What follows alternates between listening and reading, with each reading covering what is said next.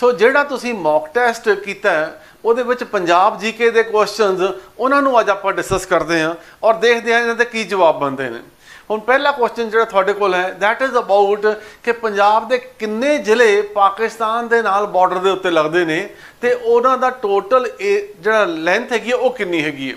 ਇਹਦੇ ਤੁਸੀਂ ਦੇਖਦੇ ਹੋ 4 ਆਪਸ਼ਨਸ ਹੈਗੀਆਂ ਨੇ ਔਰ ਪਹਿਲੀ ਆਪਸ਼ਨ ਹੈਗੀ ਕਿ 6 ਜ਼ਿਲ੍ਹੇ ਲੱਗਦੇ ਨੇ ਦੈਟ ਇਜ਼ 6 ਡਿਸਟ੍ਰਿਕਟਸ ਔਰ दूजी ऑप्शन है कि 5 डिस्ट्रिक्ट लगते हैं, फिर तीजी ऑप्शन है कि 5 डिस्ट्रिक्ट लगते हैं, फिर चौथी ऑप्शन है कि 6 ਜ਼ਿਲ੍ਹੇ लगते हैं और नाल ही तुसीं देखते हो कि 553 kilometre 353 kilometre 553 kilometre 353 kilometre that means जे 6 ਜ਼ਿਲ੍ਹਿਆਂ वाली गल करिए तो 2 ਦੇ 6 ਜ਼ਿਲ੍ਹੇ ने 2 ਦੇ 5 ਜ਼ਿਲ੍ਹੇ ने।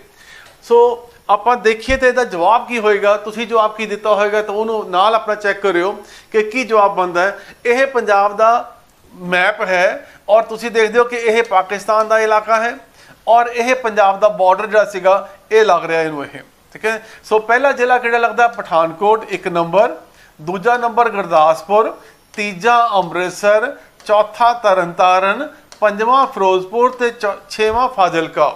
सो 6 ਜ਼ਿਲ੍ਹੇ लगते हैं। तो साडा जवाब की होया कि 6 डिस्ट्रिक्ट्स और इन्हां दा डिस्टेंस कितना हैगा दैट इज़ 553 किलोमीटर है।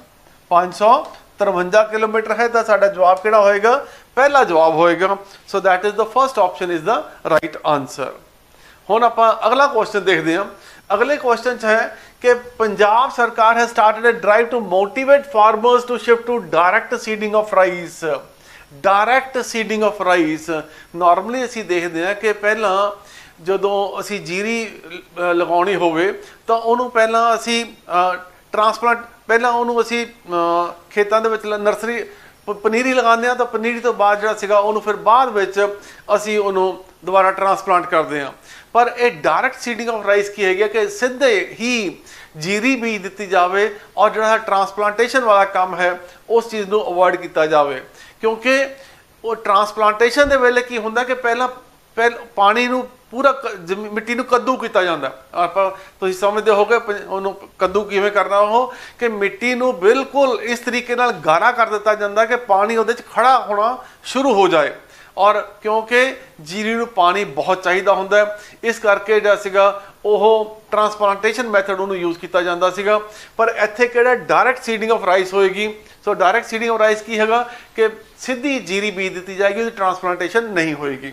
ਸੋ ਇਹਦੇ ਵਿੱਚ ऑप्शंस किहड़े it will help slash cultivation cost साडी कल्टीवेशन कॉस्ट घट जाएगी। It will result in saving about 30% water.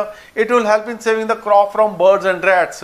सो किहड़ियां ऑप्शंस हैगियां ने जिहड़ियां कि ठीक हैगियां ने only 1 and 3 only 2 only 1 and 2 या तीनों ठीक हैगियां ने यह देखना पएगा कि किहड़ियां ठीक हैगियां ने। It will help in saving crop from birds and rats. Now जीरी लग गई ਤਾਂ ਇਹ ਤਾਂ ਪੋਸੀਬਲ ਨਹੀਂ ਕਿ ਵੀ ਉਹਨੂੰ ਭਾਵੇਂ ਆਪਾਂ ਟਰਾਂਸਪਲਾਂਟੇਸ਼ਨ ਕੀਤੀ ਹੋਵੇ ਭਾਵੇਂ ਡਾਇਰੈਕਟ ਸੀਡਿੰਗ ਕੀਤੀ ਹੋਵੇ ਕਿ ਉਹਦੇ ਉੱਤੇ ਜਾਨਵਰ ਨਹੀਂ ਆਉਣਗੇ। ਉਹਨਾਂ ਨੇ ਤਾਂ ਆਉਣਾ ਹੀ ਆਉਣਾ ਹੈ ਕਿਉਂਕਿ ਪੰਛੀਆਂ ਨੇ ਤਾਂ ਆਉਣਾ ਹੀ ਆਉਣਾ ਹੈ। ਸੋ ਦੈਟ ਮੀਨਸ ਸਾਡੀ ਆਪਸ਼ਨ ਕਿਹੜੀ ਹੋਏਗੀ ਇਹਦੇ ਵਿੱਚ 1 and 2 it will help slash cultivation cost. So ਕਿਉਂਕਿ ਆਮ ਤੌਰ 'ਤੇ ਜਦੋਂ ਆਪਾਂ ਮਿੱਟੀ ਨੂੰ ਕੱਦੂ ਕਰਦੇ ਹਾਂ ਔਰ ਉਹਦੇ ਟਰਾਂਸਪਲਾਂਟ ਕਰਦੇ ਹਾਂ ਉਹਦੇ ਵਾਸਤੇ ਮਿਹਨਤ ਬਹੁਤ ਲੱਗਦੀ ਹੈ ਬਾਹਰੋਂ ਲੇਬਰ ਨੂੰ ਯੂਜ਼ ਕਰਨਾ ਪੈਂਦਾ। ਇੱਥੇ ਅਸੀਂ ਮੈਕਨਾਈਜ਼ ਸਿਸਟਮ ਜਿਹੜਾ ਸੀਗਾ ਉਹਨੂੰ ਯੂਜ਼ ਕਰ ਲੈਂਦੇ ਹਾਂ ਔਰ ਉਸ ਕਰਕੇ ਜਿਹੜੀ ਸੀ ਕਾਸਟ ਘੱਟ ਜਾਏਗੀ।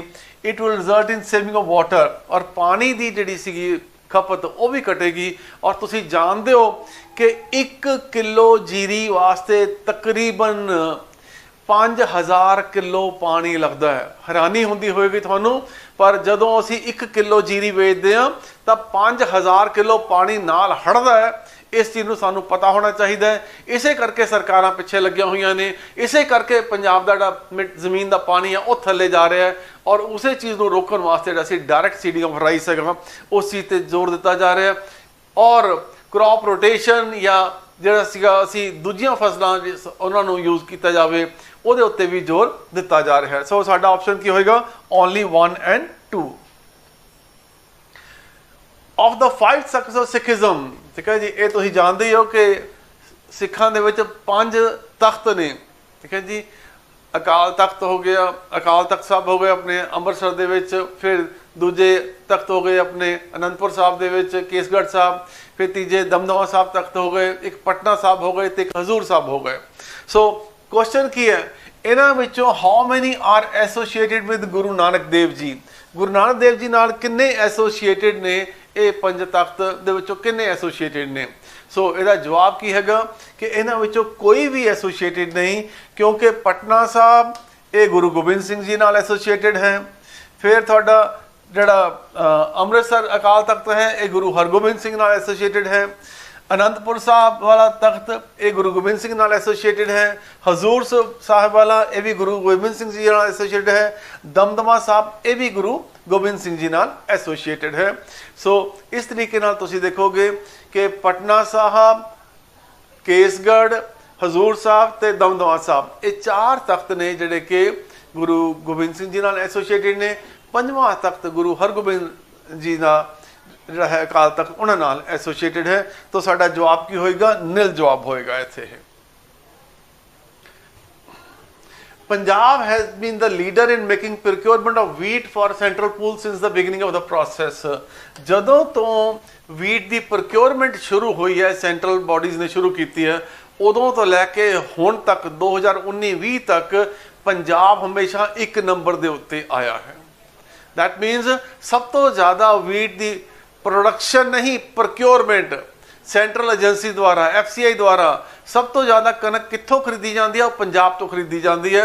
पर 2021 दे विच असीं देखते हैं कि मध्य प्रदेश जिहड़ा सीगा वो पंजाब तो अगे निकल गया। पंजाब तो 127 मिलियन टन जिहड़ी कनक सीगी वो खरीदी गई, और मध्य प्रदेश तो 129 के करीब जिहड़ी सीगी मिलियन टन जिहड़ी कनक सीगी वो खरीदी गई। दैट मीनस मध्य प्रदेश की प्रोडक्शन ज़्यादा वध गई। 2019-20 दे विच मध्य प्रदेश तो सिर्फ 65 लाख टन जिहड़ी सीगी कनक खरीदी गई सीगी, और इस बार जिहड़ी सीगी 2021 दे विच 129-30 लाख दे टन के करीब ज़्यादा कनक खरीदी गई है। डबल मध्य प्रदेश दे विच बहुत तेज़ी नाल डेवलपमेंट हुई है एग्रीकल्चर की, और तुसीं देखदे हो कि पंजाब तो अगे निकल गया है। Which state published the budget in Punjabi for the first time? Punjab दे विच की हिंदुस्तान दे विच पहली बारी बजट पंजाबी लैंग्वेज दे विच कित्थे पेश किया गया? सो इसदा जवाब की हैगा? यह बजट जिहड़ा सीगा यह 1948-49 दे विच पैप्सू बनी सीगी, जदों पैप्सू स्टेट बनी सीगी, ठीक है जी, जिहड़ी कि 15 जुलाई 1948 ਨੂੰ बनी सीगी। और इस स्टेट दे विच कर्नल रघबीर सिंह उस वेले चीफ मिनिस्टर सीगे। उस वेले यह पंजाब दा पैप्सू का बजट जिहड़ा सीगा पंजाबी दे विच पेश किया गया सीगा। सो इसदा जवाब इस तरीके नाल है। Bulle Shah was the contemporary of which Sikh guru? Bulle Shah किहड़े Sikh गुरु दे कंटैंपररी सी? समकालीन सी, ठीक है जी। कंटैंपररी का मतलब की होंदा? समकालीन सी। गुरु नानक देव जी, गुरु हरगोबिंद जी, गुरु गोबिंद सिंह जी, गुरु अर्जन देव जी। सो किन्हां दे समकालीन सीगे? असीं देखदे हां कि यह गुरु गोबिंद सिंह साहब दे समकालीन सीगे, क्योंकि उसे टाइम दे विच तकरीबन असीं देखदे हां इन्हें 1680 तो लैके 1757 1680 जन्म होया, और 1757 च इन्हां दा देहांत होया बुल्ले शाह जी का। सो यह गुरु गोबिंद सिंह जी के समकालीन हो गए। वेद कुराना पढ़ थके सजदे करदे घस गए मत्थे। ये हिंदी च मैनूं मिलिया, मैं हिंदी इत्थे पा दिता, वैसे तो यह पंजाबी दे विच मैनूं थोड़ा मिलिया नहीं सी जल्दी ये।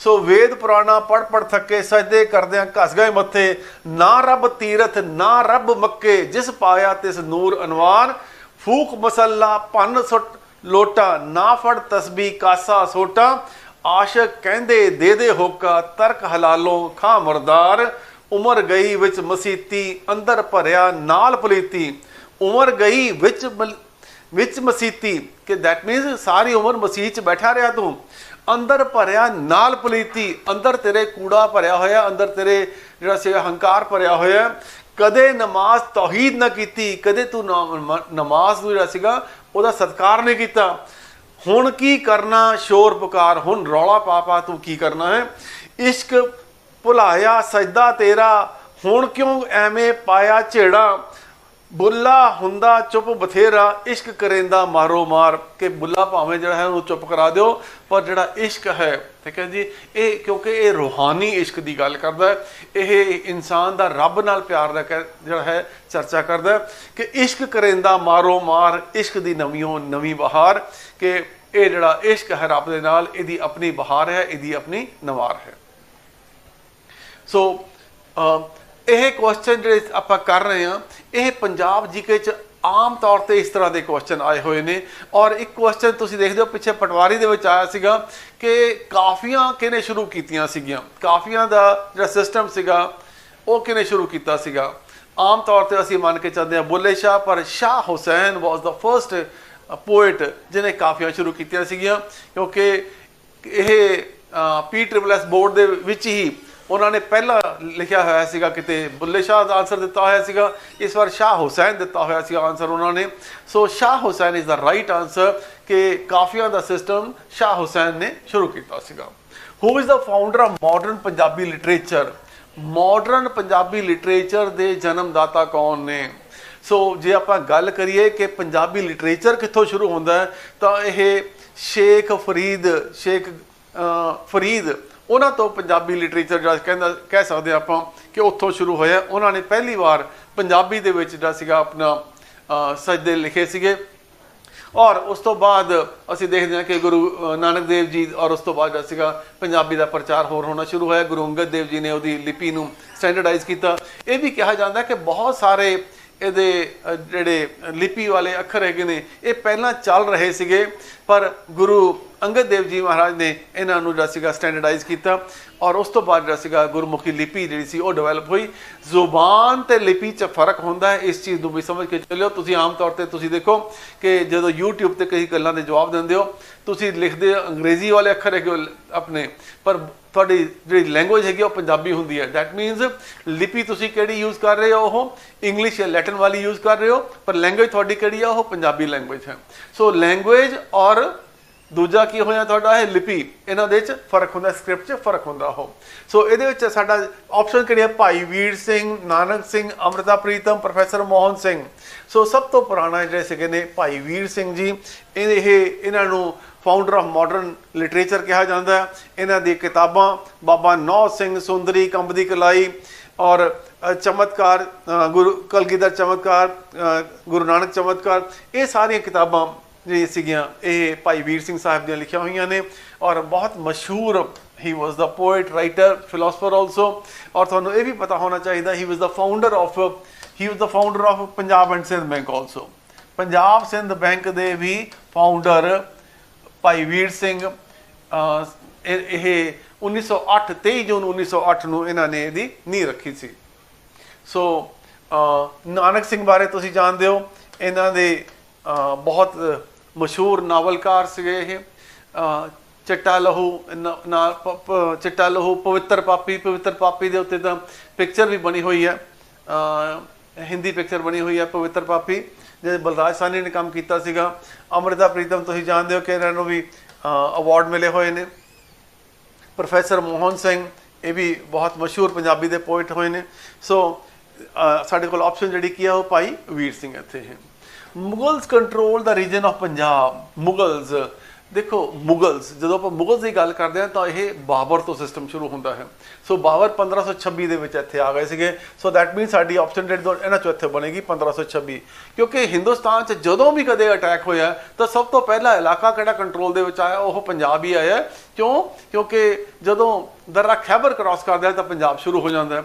ਔਰ ਦੁਨੀਆ ਦੇ ਨਾਲ ਜਿਹੜਾ ਸਾਡਾ ਰਸਤਾ ਪੈਂਦਾ ਉਹ ਪੰਜਾਬ ਹੀ ਰਸਤਾ ਪੈਂਦਾ ਸੀਗਾ। ਇਸੇ ਕਰਕੇ ਸਭ ਤੋਂ ਪਹਿਲਾਂ ਜਿੰਨੇ ਵੀ ਹਮਲੇ ਹੋਏ ਉਹ ਪੰਜਾਬ ਦੇ ਉੱਤੇ ਹਮਲੇ ਹੁੰਦੇ ਰਹੇ। ਸੋ ਦੈਟ ਮੀਨ ਸਾਡੀ ਇਹ ਵੀ ਆਪਸ਼ਨ ਆਨਸਰ ਨਹੀਂ ਹੋਏਗਾ, ਇਹ ਵੀ ਆਪਸ਼ਨ ਆਨਸਰ ਨਹੀਂ ਹੋਏਗਾ।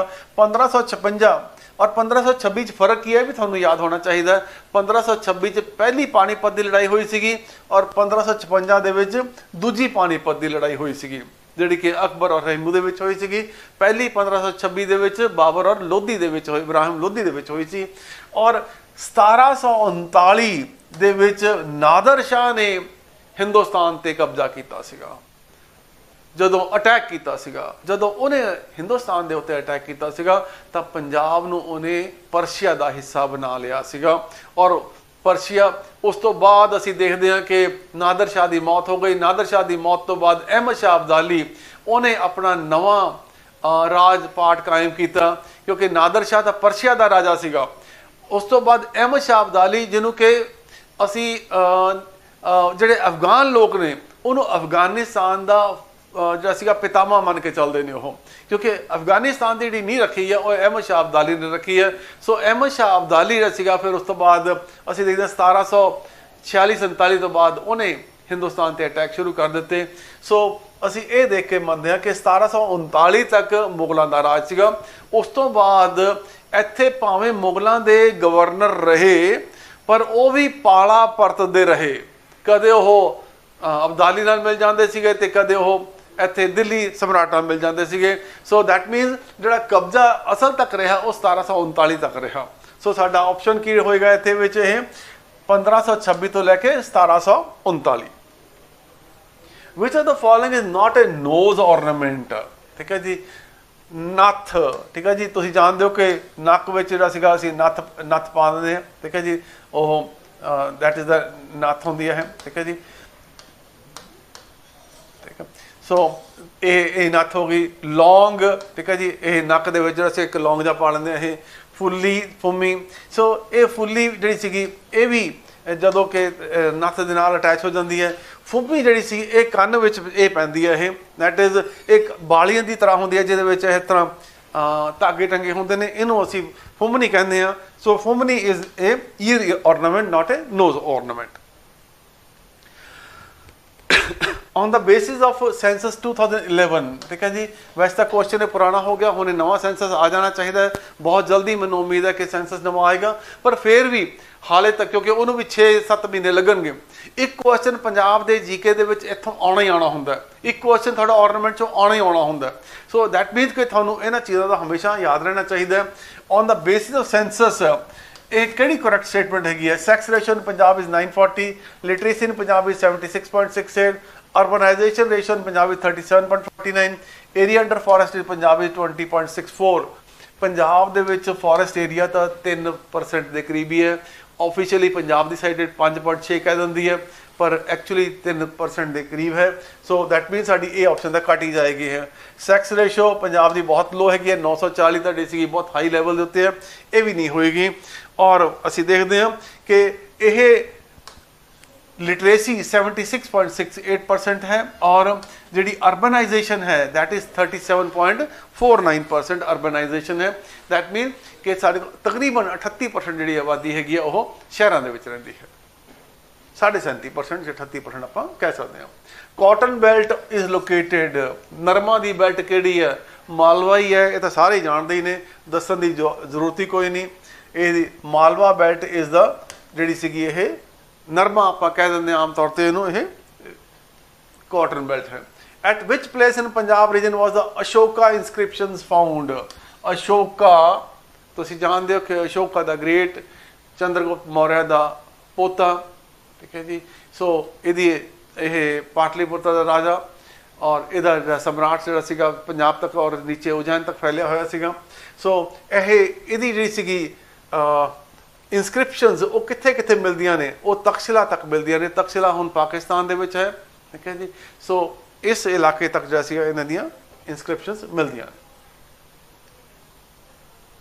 How many district of Punjab share boundary with Haryana? Haryana दे नाल किन्ने डिस्ट्रिक्ट ने जिहड़े कि बाउंड्री शेयर करदे ने? और इहदे विच 6 जिले आउंदे ने जिस कि साडे इह कि 6 जिले ने। लिस्ट बनाओ इन्हां दी। 2 जिले राजस्थान दे जिहड़े सीगे नाल आउंदे ने ते 6 जिले हरियाणा दे आउंदे ने। इन्हां दी लिस्ट बना के रखनी चाहिए किहड़े किहड़े जिले ने। So come back with the answers also. Who was the hero of the battle of Sabraon in the Anglo Sikh war? Anglo Sikh war दे विच who was the hero of the battle of Sabraon? Battle of Sabraon जिहड़ी सीगी आखिरी लड़ाई सी जिहदे विच सिखां दी हार होई, क्योंकि उहदे विच लाल सिंह तेजा सिंह उन्हां ने अपने जो प्लेटून दे ब्रिज सीगे, ब्रिज आप जिन्होंने कहते पुल कहते हैं, वो तोड़ दिते और ਜਿਹੜਾ ਸੀਗਾ ਸਿੱਕਾ ਸਪਲਾਈ ਨਹੀਂ ਕੀਤਾ, ਉਸ ਕਰਕੇ ਸ਼ਾਮ ਸਿੰਘ ਅਟਾਰੀ ਵਾਲਾ ਹੀ ਵਾਸ ਦਾ ਪਰਸਨ ਜਿਹੜਾ ਕਿ ਆਖਰੀ ਦਮ ਤੱਕ ਲੜਦਾ ਰਿਹਾ। ਔਰ ਇਸ ਵਾਰ ਤਾਂ ਇਹ ਹੋ ਗਿਆ ਸੀਗਾ ਕਿ ਅੰਗਰੇਜ਼ ਹਥਿਆਰ ਸੁੱਟਣ ਨੂੰ ਤਿਆਰ ਸੀਗੇ ਜਦੋਂ ਕਿ ਉਹਨਾਂ ਨੂੰ ਸੁਨੇਹਾ ਮਿਲਿਆ ਕਿ ਅਸੀਂ ਇਹਨਾਂ ਨੂੰ ਪਲੈਟੂਨ ਦੇ ਪੁਲ ਜਿਹੜੇ ਸੀ ਤੋੜ ਦਿੱਤੇ ਗਏ ਨੇ ਔਰ ਇਹਨਾਂ ਨੂੰ ਜਿਹੜਾ ਸੀਗਾ ਬਾਰੂਦ ਵਗੈਰਾ ਸਪਲਾਈ ਨਹੀਂ ਹੋ ਰਿਹਾ। ਤਾਂ ਉਸ ਵੇਲੇ ਤੋਂ ਬਾਅਦ ਜਿਹੜਾ ਸੀਗਾ ਜਿਹੜਾ ਗਫ ਇਹਨਾਂ ਦਾ ਜਰਨੈਲ ਸੀਗਾ ਅੰਗਰੇਜ਼ ਫੌਜਾਂ ਦਾ, ਉਹਨੇ ਹਿੰਮਤ ਨਾਲ ਜਿਹੜਾ ਸੀਗਾ then he was able to win and ਇਹਦੇ ਵਿੱਚ ਸ਼ਾਮ ਸਿੰਘ ਅਟਾਰੀ ਵਾਲਾ ਜਿਹੜਾ ਸੀਗਾ ਇਹਨਾਂ ਨੇ ਆਪਣੀ ਸ਼ਹਾਦਤ ਪਾਈ ਸੀਗੀ। So Sham Singh Attari was the hero of the battle of Sabraon. Which city house is the headquarter of Doordarshan in Punjab? I don't, ਮੈਨੂੰ ਖਿਆਲ ਹੈ ਕਿ ਸਭ ਨੂੰ ਪਤਾ ਹੀ ਹੋਏਗਾ ਕਿ ਪੰਜਾਬ ਦੂਰਦਰਸ਼ਨ ਦਾ ਜਿਹੜਾ ਸੀ ਕੇਂਦਰ ਹੈਗਾ ਉਹ ਜਲੰਧਰ ਦੇ ਵਿੱਚ ਹੈ। ਕੋਈ ਬਹੁਤਾ ਹੀ ਜ਼ਿਆਦਾ ਤਾਂ ਮੈਨੂੰ ਲੱਗਦਾ ਨਹੀਂ ਕਿ ਇਹ ਸਭ ਨੂੰ ਪਤਾ ਹੀ ਹੋਏਗਾ। Sultan ul Qaum, on which personality did Nawab Kapur Singh confer the title Sultan ul Qaum? Nawab Kapur Singh ਨੂੰ 1933 ਦੇ ਵਿੱਚ ਨਵਾਬ ਦਾ ਖਿਤਾਬ ਦਿੱਤਾ ਗਿਆ ਸੀ ਕਿਉਂਕਿ ਜਿਹੜੇ ਮੁਗਲ ਗਵਰਨਰ ਸੀਗੇ ਉਸ ਵੇਲੇ ਦੇ, ਉਹਨਾਂ ਨੂੰ ਆਪਣੇ ਖਤਰੇ ਪਏ ਹੋਏ ਸੀਗੇ ਔਰ ਉਹ ਸਿੱਖਾਂ ਦੇ ਨਾਲ ਸਮਝੌਤਾ ਕੀਤਾ ਸੀ ਉਹਨਾਂ ਨੇ ਤਾਂ ਕਿ ਉਹ ਬਾਹਰਲੇ ਖਤਰਿਆਂ ਤੋਂ ਬਚ ਸਕਣ। ਕਾਫੀ ਲੰਬੀ ਚੌੜੀ ਹਿਸਟਰੀ ਹੈ, ਫਿਰ ਕਦੇ ਗੱਲ ਕਰ ਸਕਦੇ ਹਾਂ ਉਹਦੇ ਬਾਰੇ। ਪਰ ਜਦੋਂ ਇਹ ਬਜ਼ੁਰਗੀ ਦੇ ਵਿੱਚ ਆ ਗਏ ਤਾਂ ਉਹਨਾਂ ਨੇ ਫਿਰ ਸੁਲਤਾਨ ਉਲ ਕੌਮ ਦਾ ਜਿਹੜਾ ਖਿਤਾਬ ਸੀਗਾ ਉਹ ਜੱਸਾ ਸਿੰਘ ਆਹਲੂਵਾਲੀਆ, ਇਹਨਾਂ ਨੂੰ ਸੁਲਤਾਨ ਉਲ ਕੌਮ ਦਾ ਟਾਈਟਲ ਦਿੱਤਾ ਔਰ ਉਹਨਾਂ ਨੂੰ ਨਵਾਜ਼ਿਆ ਇਸ ਖਿੱਤੇ ਦੇ ਨਾਲ। Before 1962 Punjab agriculture university was non as the college of agriculture. ਉਸ ਤੋਂ ਪਹਿਲਾਂ ਇਹਨੂੰ ਕਾਲਜ ਆਫ ਐਗਰੀਕਲਚਰ ਦੇ ਨਾਮ ਨਾਲ ਜਾਣਿਆ ਜਾਂਦਾ ਸੀ। ਦਲ ਖਾਲਸਾ ਵਾਸ ਡਿਵਾਈਡਡ ਇਨਟੂ, ਦਲ ਖਾਲਸਾ ਠੀਕ ਹੈ ਜੀ, ਦਲ ਖਾਲਸਾ ਦੋ ਹਿੱਸਿਆਂ 'ਚ ਵੰਡਿਆ ਹੋਇਆ ਸੀਗਾ। ਇੱਕ ਸੀ ਸਾਡਾ ਇਹ ਬੁੱਢਾ ਦਲ ਤੇ ਇੱਕ ਸੀ ਸਾਡਾ ਇਹ ਤਰਨਾ ਦਲ। ਬੁੱਢਾ ਦਲ ਜਿਹਦੇ 'ਚ ਬਜ਼ੁਰਗ ਲੋਕ ਸੀਗੇ, ਤਰਨਾ ਦਲ ਜਿਹਦੇ ਜਵਾਨ ਲੋਕ ਸੀਗੇ ਉਹਨੂੰ ਤਰਨਾ ਦਲ ਕਹਿੰਦੇ ਸੀਗੇ।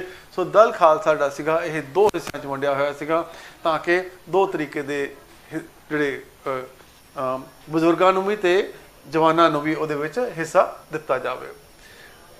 Consider the following Mughal subedars of Punjab: Mir Mannu, Abdul Samad Khan, Zakariya Khan, Yahiya Khan. ਠੀਕ ਹੈ ਜੀ, ਸਭ ਤੋਂ ਪਹਿਲਾਂ ਅਬਦੁਲ ਸਮਦ ਖਾਂ, ਇਹ 1718 ਦੇ ਵਿੱਚ ਇਹਨੂੰ ਕਸ਼ਮੀਰ ਤੋਂ ਬੁਲਾ ਕੇ ਪੰਜਾਬ ਦਾ ਗਵਰਨਰ ਬਣਾਇਆ ਗਿਆ ਸੀਗਾ।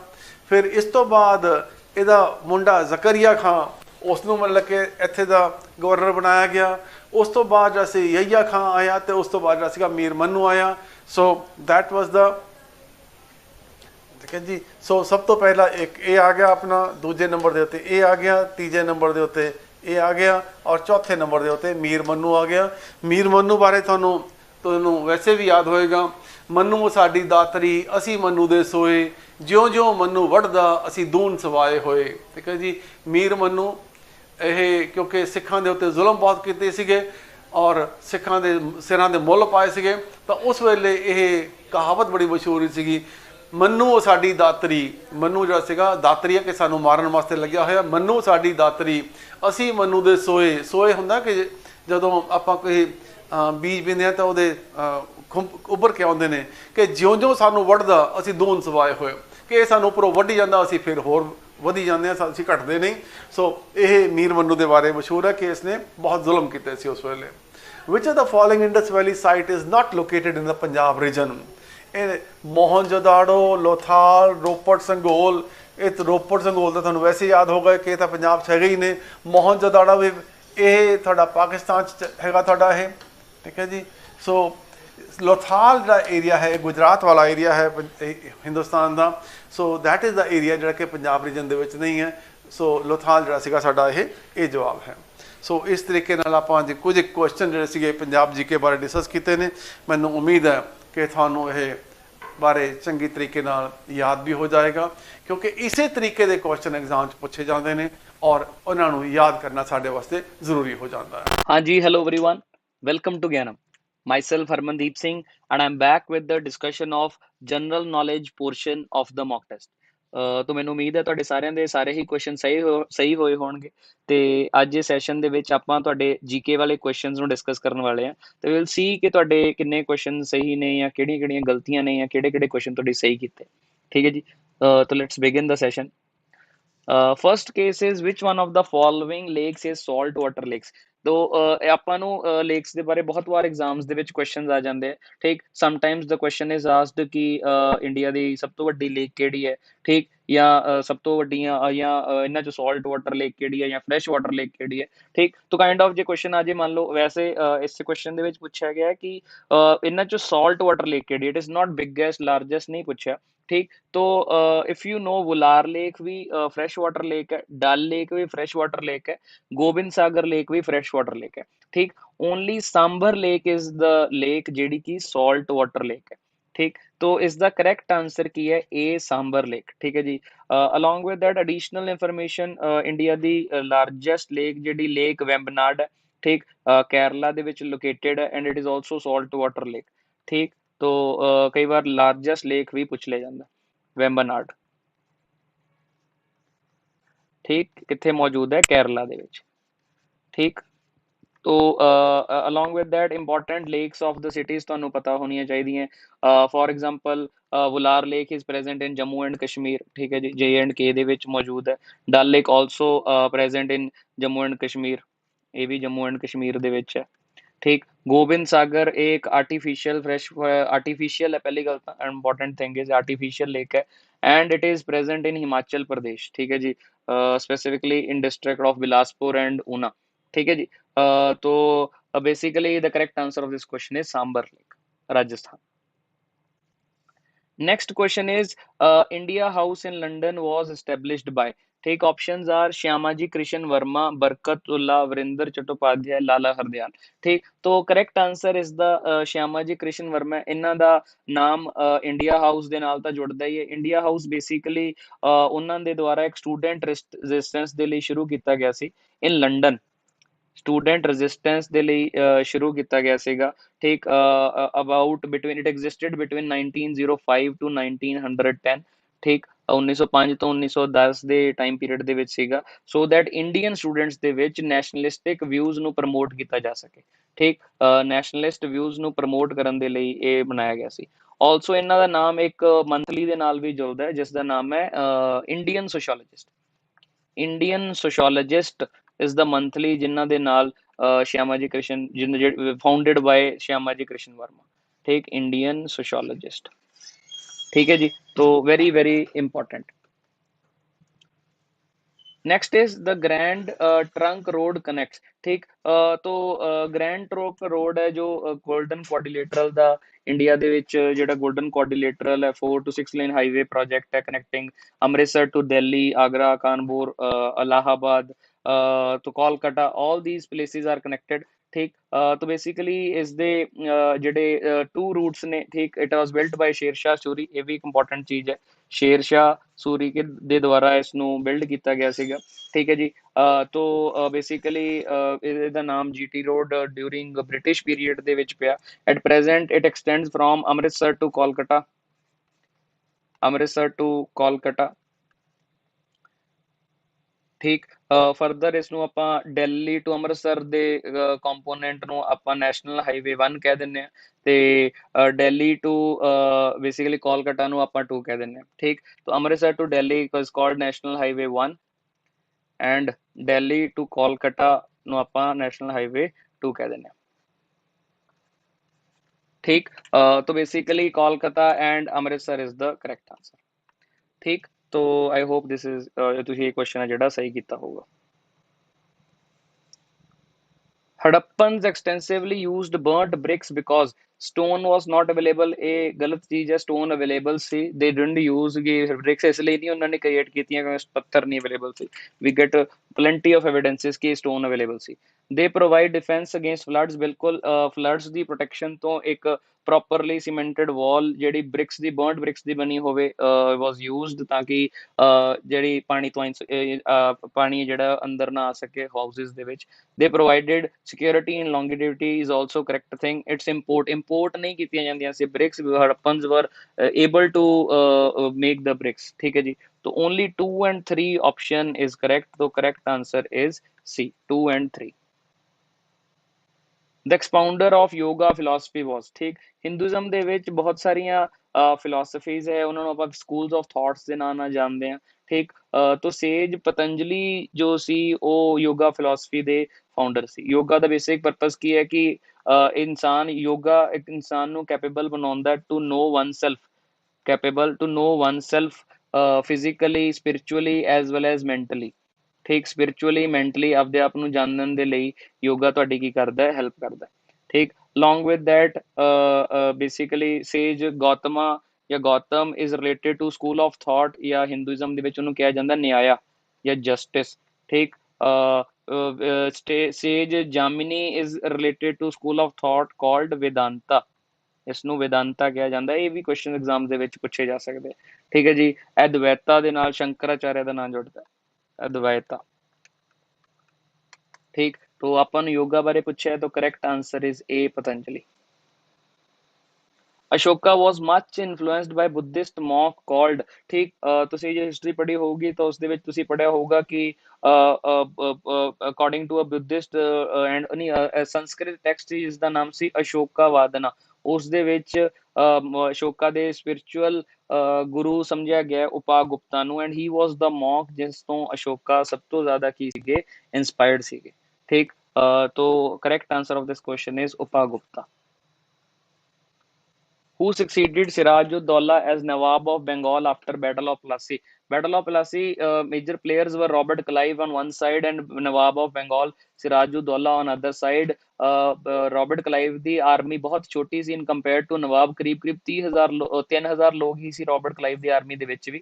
ਠੀਕ about 50,000 the strong force of ਨਵਾਬ ਫਿਰ ਵੀ ਹਾਰ ਜਾਂਦੀ ਹੈ। ਓਨਲੀ ਰੀਜ਼ਨ ਵਾਸ ਕਿ basically ਨਵਾਬ ਦੀ about 1/3 army was under command of Mir Jafar ਦੇ ਕਮਾਂਡ ਦੇ ਵਿੱਚ ਸੀਗੀ।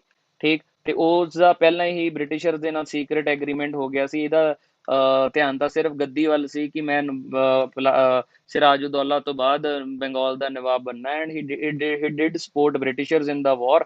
ਠੀਕ ਜਿਸ ਕਰਕੇ ਸਿਰਾਜੁਦੌਲਾ ਵਾਰ ਹਾਰਿਆ ਵੀ and Mir Jafar was made Nawab of Bengal. ਠੀਕ ਸਿਰਾਜੁਦੌਲਾ ਦੇ ਬੇਸਿਕਲੀ ਗ੍ਰੈਂਡਫਾਦਰ ਸੀ ਅਲੀ ਵਰਦੀ ਖਾਨ, ਤੋਂ ਇਹ ਆਂਸਰ ਸਹੀ ਨਹੀਂ ਹੈ। ਆਲਦੋ ਲੇਟਰ ਔਨ ਬ੍ਰਿਟਿਸ਼ਰਸ ਹੈ ਜਿਹੜੇ ਮੀਰ ਜਾਫਰ ਤੋਂ ਵੀ ਖੁਸ਼ ਨਹੀਂ ਸੀ, although he did economic favours to them and later on Mir Jafar ਨੂੰ ਉਸਦੇ son in law Mir Qasim ਦੇ ਨਾਲ ਰਿਪਲੇਸ ਕਰ ਦਿੱਤਾ ਗਿਆ ਸੀ। ਸ਼ੁਹਜਾ ਉਦੌਲਾ ਵਾਸ ਨਵਾਬ ਆਫ ਅਵਧ। ਠੀਕ ਤੋਂ ਇਹ ਆਂਸਰ ਵੀ ਸਹੀ ਨਹੀਂ ਹੈ, ਤਾਂ ਇਹ ਤਾਂ ਨਵਾਬ ਆਫ ਅਵਧ ਸੀ। The spreading out and mixing of a substance with another substance due to motion of its particles is called diffusion। Diffusion the particular definition ਇਹ ਹੈ ਕਿ ਜਦੋਂ ਦੋ liquids ਜਾਂ ਦੋ ਚੀਜ਼ਾਂ ਆਪਸ ਦੇ ਵਿੱਚ completely particle level ਤੇ ਕੋਲ ਮਿਲ ਜਾਂਦੀਆਂ ਉਸਨੂੰ ਆਪਾਂ diffusion ਕਹਿੰਦੇ ਹਾਂ। ਠੀਕ ਵੈਪੋਰਾਈਜੇਸ਼ਨ ਕੀ ਹੈ, ਜਦੋਂ ਕਿਸੇ ਚੀਜ਼ ਦੇ due to any particular reason vapours ਬਣ ਜਾਂਦੇ। ਕੰਡੈਂਸੇਸ਼ਨ ਦਾ ਮਤਲਬ ਕੀ ਹੈ, ਵੇਪਰਸ ਤੋਂ ਲਿਕੁਇਡ ਸਟੇਜ ਦੇ ਵਿੱਚ ਆਉਣਾ। ਐਂਡ ਹੀਟਿੰਗ ਦਾ ਮਤਲਬ ਕੀ ਹੈ, ਟ੍ਰਾਂਸਫਰ ਆਫ ਹੀਟ એનર્ਜੀ। ਠੀਕ ਜਿਹਨੂੰ ਆਪਾਂ ਕੰਡਕਸ਼ਨ ਵੀ ਕਹਿ ਦਿੰਦੇ ਹਾਂ। ਤਾਂ ਹੀਟਿੰਗ ਦਾ ਜਸਟ ਕਿਸੇ ਨੂੰ ਹੀਟ એનર્ਜੀ ਮਿਲ ਰਹੀ ਹੈ, ਤਾਂ ਹੀਟਿੰਗ ਇਜ਼ ਨਾਟ ਮਿਕਸਿੰਗ ਦੇ ਨਾਲ ਰਿਲੇਟਡ ਨਹੀਂ ਹੈ। ਤਾਂ correct answer is a diffusion. What is rodenticide? ਅਕਸਰ ਹੀ ਰੋਡੈਂਟੀਸਾਈਡ ਜਿਹੜਾ ਵਰਡ ਹੈ ਉਹ ਬੇਸਿਕਲੀ ਥੀਸ ਆਰ ਕੈਮੀਕਲਸ ਜਿਹੜੇ ਮਾਰਕੀਟ ਦੇ ਵਿੱਚ ਮਿਲਦੇ ਵੀ ਹੈ, ਜਿਹੜੇ ਸਪੈਸੀਫਿਕਲੀ ਜਿਹੜੇ ਰੈਟਸ ਨੂੰ ਕਿਲ ਕਰਨ ਦੇ ਲਈ ਯੂਜ਼ ਕੀਤੇ ਜਾਂਦੇ ਆ। Along with the rats they are also lethal to squirrels. ਠੀਕ ਚਿਪਮੰਕਸ squirrels ਦੇ ਲਈ ਵੀ lethal ਨੇ, they also die if they consume this। chipmunks ਠੀਕ ਬਹੁਤ ਸਾਰੇ ਹੋਰ animals ਦੇ ਲਈ ਵੀ ਇਹ ਕੀ ਹੁੰਦੇ ਆ, lethal ਹੁੰਦੇ ਆ। ਠੀਕ ਤੋ ਇਸ ਦਾ ਜਿਹੜਾ correct answer ਹੈ it medicine to kill animals। ਠੀਕ ਤੋ animals ਨੂੰ ਖਤਮ ਕਰਨ ਦੇ ਲਈ use ਕੀਤੇ ਜਾਂਦੇ। ਠੀਕ ਤੋ these are called rodenticides ਜਾਂ basically rodents ਨੂੰ kill ਕਰਨ ਵਾਲੇ rodents। done so B is the correct answer। Under which articles High Court and Supreme Court can issue writs? तो Supreme Court Article 32 ਦੇ ਤਹਿਤ Constitution right to constitutional remedies Article 32 ਦੇ ਵਿੱਚ ਨੇ, ਜਿਸ ਦੇ ਤਹਿਤ Supreme Court writ of habeas corpus, writ of mandamus, writ of prohibition, writ of certiorari ਜਾਂ certiorari, quo warranto ਜਾਰੀ ਕਰ ਸਕਦੀ ਹੈ। ਸਿਮਿਲਰ ਰਿਟਸ ਜਾਰੀ ਕਰਨ ਦੀ ਤਾਕਤ ਸੁਪਰੀਮ ਕੋਰਟ ਦੇ ਨਾਲ ਨਾਲ ਹਾਈ ਕੋਰਟ ਨੂੰ ਵੀ ਹੈ and high court has this power under article 226। so option C is the correct answer। The power of Supreme Court to decide the dispute between center and state falls under its। तो ਆਪਾਂ Supreme Court ਦੀਆਂ powers ਨੂੰ divide ਕਰ ਲੈਂਦੇ ਆ ਅੱਡ-ਅੱਡ heads ਦੇ ਵਿੱਚ। advisory jurisdiction ਦਾ ਮਤਲਬ ਹੈ Supreme Court can advise president if he wants। president ਜੇ ਕੋਈ ਸਲਾਹ ਮੰਗਦੇ ਆ ਤਾਂ Supreme Court advice ਦੇ ਸਕਦੀ ਹੈ, ਠੀਕ। ਬੇਸਿਕਲੀ ਸਟੇਟਸ ਤੇ ਸੈਂਟਰ ਦੀ ਲੜਾਈ ਹੋ ਜੇ, ਸੈਂਟਰ ਗਵਰਨਮੈਂਟ ਜਾਂ ਸਟੇਟਸ ਦੇ ਵਿੱਚ ਕੋਈ ਟਸਲ ਹੋ ਜੇ, ਜਾਂ ਬਹੁਤ ਸਾਰੀਆਂ ਸਟੇਟਸ ਦੇ ਵਿੱਚ ਇਸ਼ੂ ਹੋ ਜੇ, ਜਾਂ ਬਹੁਤ ਸਾਰੀਆਂ ਸਟੇਟਸ ਇੱਕ ਤੋਂ ਵੱਧ ਦੋ ਜਾਂ ਦੋ ਤੋਂ ਵੱਧ ਸਟੇਟਸ ਪਲੱਸ ਸੈਂਟਰ ਦੇ ਵਿੱਚ ਇਸ਼ੂ ਹੋ ਜੇ, all these things fall under the original jurisdiction of Supreme Court। Article 131 is the article related with this, ठीक। तो C is the correct answer of this question। To be judge of Supreme Court, a person should have been judge of High Court for at least how many years, ठीक। तो to be judge of Supreme Court, there are few eligibilities की ਜਿਹੜੀਆਂ ਤੁਹਾਡੇ ਕੋਲੇ ਹੋਣੀਆਂ ਚਾਹੀਦੀਆਂ। A person should have been judge of High Court for 5 years, ਠੀਕ। ਜਾਂ ਇੱਕ ਹਾਈ ਕੋਰਟ ਦਾ ਜਾਂ ਦੋ ਚਾਰ ਹਾਈ ਕੋਰਟਸ ਦਾ ਸਕਸੈਸਿਵਲੀ, ਜਾਂ ਇੱਕ ਤੋਂ ਵੱਧ ਹਾਈ ਕੋਰਟਸ ਦਾ। ਤੋ ਜਿਹੜੀ ਐਲੀਜੀਬਿਲਿਟੀ ਹੈ 5 ਸਾਲਾਂ ਦੇ ਲਈ ਕਿਸੇ ਹਾਈ ਕੋਰਟ ਦੇ ਉਹਨਾਂ ਨੂੰ ਜੱਜ ਰਿਹਾ ਹੋਣਾ ਚਾਹੀਦਾ, ਠੀਕ। ਜੇ ਨਹੀਂ ਵੀ ਰਹੇ ਤਾਂ 10 ਸਾਲਾਂ ਦੇ ਲਈ he must have been advocate, basically advocate ਰਹੇ ਹੋਣੇ ਚਾਹੀਦੇ। ਐਂਡ ਆਲਸੋ ਇੱਕ ਹੋਰ ਚੀਜ਼ ਵੀ ਅਵੇਲੇਬਲ ਹੈ, ਜੇ ਉਹ ਪ੍ਰੈਜ਼ੀਡੈਂਟ ਦੀ ਨਿਗਾਹਾਂ ਦੇ ਵਿੱਚ ਇੱਕ ਡਿਸਟਿੰਗੁਇਸ਼ਡ ਜੁਰਿਸਟ ਨੇ, still then also person can be eligible, ਠੀਕ। ਤਾਂ ਤੁਸੀਂ ਇਹਨਾਂ ਚੋਂ ਕੋਈ ਵੀ ਕੰਡੀਸ਼ਨ ਜੇ ਪੂਰੀ ਕਰਦੇ ਹੋ, ਕੋਈ ਵੀ ਇਨਸਾਨ ਪੂਰਾ ਕਰਦਾ ਤਾਂ ਉਹ ਸੁਪਰੀਮ ਕੋਰਟ ਦੇ ਜੱਜ ਬਣਨ ਦੇ ਲਈ ਐਲੀਜੀਬਲ ਹੁੰਦਾ। ਤੋ ਆਨਸਰ ਇਜ਼ ਕਿ ਹਾਈ ਕੋਰਟ ਦੇ ਜੱਜ ਕਿੰਨੇ ਦੇ ਲਈ ਰਿਹਾ ਹੋਣਾ ਚਾਹੀਦਾ? 5 years is the correct answer of this question। Which Supreme Court judgment described basic structure of the Constitution of India for the first time? Very, very important question, and more than that, the judgment is most important। Keshav Nanda Bharti versus State of Kerala is the answer of this question। ਇਸ judgment ਦੇ ਵਿੱਚ ਇੱਕ doctrine ਉੱਭਰ ਕੇ ਸਾਹਮਣੇ ਆਉਂਦੀ ਹੈ ਜਿਸ ਨੂੰ ਆਪਾਂ ਕਹਿੰਦੇ ਆ basic structure doctrine, ਜਿਸ ਦਾ ਮਤਲਬ ਕੀ ਹੈ? ਸੁਪਰੀਮ ਕੋਰਟ ਇਹ ਕਹਿੰਦੀ ਹੈ ਕਿ basically parliament has the power to bring changes to the constitution. Parliament ਕੋਈ ਵੀ ਚੀਜ਼ ਚੇਂਜ ਕਰ ਸਕਦਾ ਹੈ, but changing the constitution, change ਦਾ ਮਤਲਬ ਰੀਰਾਈਟਿੰਗ ਆਫ ਦਾ ਕਨਸਟੀਟਿਊਸ਼ਨ ਨਹੀਂ ਹੈ ਕਿ ਪਾਰਲੀਮੈਂਟ ਆਪਦੀ ਇਸ ਪਾਵਰ ਦੇ ਨਾਲ, the power mentioned in article 368 of the constitution, ਉਹਦੇ ਥਰੂ ਕੁਝ ਵੀ ਚੇਂਜ ਕਰ ਦੂਗੀ। तो सुप्रीम कोर्ट सैड कि भाई you can do anything, article 368 the power ਦੇ ਨਾਲ ਤੁਸੀਂ ਠੀਕ ਹੈ, ਤੁਸੀਂ ਚੇਂजेस ਲੈ ਕੇ ਆ ਸਕਦੇ ਹੋ, but you can not change basic structure of the constitution. ਤੁਸੀਂ ਕਨਸਟੀਟਿਊਸ਼ਨ ਦਾ ਬੇਸਿਕ ਸਟਰਕਚਰ ਹੈ ਜਿਹੜਾ ਉਹ ਚੇਂਜ ਨਹੀਂ ਕਰ ਸਕਦੇ। So this is called basic structure of constitution ਜਾਂ ਬੇਸਿਕ ਸਟਰਕਚਰ ਡਾਕਟਰੀਨ, ਜਿਹੜੀ Kesavananda Bharati versus state of Kerala ਦੇ ਵਿੱਚ ਪ੍ਰਪਾਉਂਡ ਕੀਤੀ ਗਈ ਸੀ। For example secularism basic structure है, independence of judiciary basic structure है, ठीक। तो टाइम एंड अगेन जुडिशरी ने, सुप्रीम कोर्ट ने जजमेंट्स के थ्रू दस्या कि बेसिक स्ट्रक्चर का की मतलब है। तो correct answer of this question is option B. Dash set up by the president decides distribution of tax income between central and state governments। जिन्ना भी tax collect ਹੁੰਦਾ it is decided by the finance commission। article 280 of the constitution, article 280 of the constitution deals with this। So D, finance commission is the correct answer। Disguised employment refers to ਜਦੋਂ ਵੀ ਇੱਕ ਕੰਮ ਨੂੰ ਜੇ 5 ਜਣੇ ਕਰ ਸਕਦੇ ਆ ਪਰ ਮੰਨ ਲਓ 10 ਜਣੇ ਕਰ ਰਹੇ, ਠੀਕ। ਰਿਕੁਆਇਰਡ ਫੋਰਸ ਹੈ ਜਿਹੜੀ 5 ਜਣਿਆਂ ਦੀ ਹੈ ਪਰ 10 ਜਣੇ ਲੱਗੇ ਹੋਏ, ਇਹਦਾ ਮਤਲਬ ਇਹ ਨਹੀਂ 10 ਜਣੇ ਇੰਪਲੋਇਡ ਹੈ, ਇਹਦਾ ਮਤਲਬ ਹੈ 5 ਜਣੇ ਟੈਕਨੀਕਲੀ ਅਨਇੰਪਲੋਇਡ ਹੀ ਨੇ, ਉਹ ਇੱਥੇ ਰਿਕੁਆਇਰ ਹੀ ਨਹੀਂ ਹੈ ਫਿਰ ਵੀ ਉਹ ਕੰਮ ਕਰ ਰਹੇ। So employment of more persons in a job which can be done by fewer people, ठीक। disguise ਦਾ ਮਤਲਬ ਹੈ ਛੁਪੇ ਹੋਣਾ, ठीक। तो disguised unemployment is the right word, ठीक। तो D will be the correct answer। The warships and submarines of Indian and French navies conducted exercise Varna 2022 in which area, ठीक। Though exercise memory based question, it was conducted in the Arabian Sea, ठीक। बे of Bengal च नहीं, अंडेमान सी विच नहीं, बे of Biscay तो बिल्कुल भी नहीं। This is the bay which connects France and Spain, coast lines of France and Spain, ठीक। तो नेड़े तेड़े भी नहीं है, ठीक। तो this is not correct answer. Name the senior IFS officer who has been appointed as new foreign secretary of India। recently appointments है, तो विनय Mohan Kawatra is the correct answer। DRDO successfully flight tested SFDR booster on April 8 at the Integrated Test Range Chandipur off the coast of Odisha। What does the letter F stands for, ठीक। तो basically this weapon जिस ਦੇ ਵਿੱਚ terminology SFDR use ਕੀਤੀ ਗਈ है, it stands for solid fuel solid fuel ducted ramjet, ducted ramjet। ਠੀਕ, ਰੈਮਜੈਟ technology ਦਾ ਮਤਲਬ ਹੁੰਦਾ ਜਿਹੜੀ ਕੰਬਸਸ਼ਨ ਦੇ ਲਈ ਆਕਸੀਜਨ ਦੀ ਜ਼ਰੂਰਤ ਹੁੰਦੀ ਹੈ ਉਹ 에ਅਰ ਦੇ ਵਿੱਚੋਂ ਹੀ ਲੈ ਲਈ ਜਾਂਦੀ ਹੈ। ਸਪੈਸੀਫਿਕਲੀ ਇਸ ਵੈਪਨ ਦੇ ਵਿੱਚ ਆਕਸੀਜਨ ਤੁਹਾਨੂੰ ਦੇਣ ਦੀ ਜ਼ਰੂਰਤ ਨਹੀਂ ਹੈ, ਜਿਹਦੇ ਨਾਲ ਜਿਹੜਾ ਵੈਪਨ ਹੈ ਉਹ ਹੋਰ ਜ਼ਿਆਦਾ ਐਫੀਸ਼ੀਐਂਟ ਹੋ ਜਾਂਦਾ ਹੈ। ਐਂਡ ਜੇ ਵਰਡ SDFR ਦੇ ਵਿੱਚ F ਦਾ ਮਤਲਬ ਪੁੱਛਿਆ ਤਾਂ correct answer is C, fuel। fuel will be the correct answer। India successfully tested fly anti-tank guided missile Helena।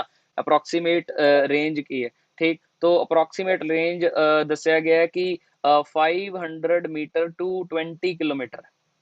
ठीक, तो मैक्सिमम रेंज 20 है, तो इस स्थान ਦੇ ਵਿੱਚ ਇੱਕੋ ਹੀ ਆਪਸ਼ਨ ਹੈ ਜਿੱਥੇ 20 किलोमीटर अवेलेबल है, तो ऑब्वियसली 15 तो 20 तो होगा ही होगा। ठीक, तो C is the correct answer of this question।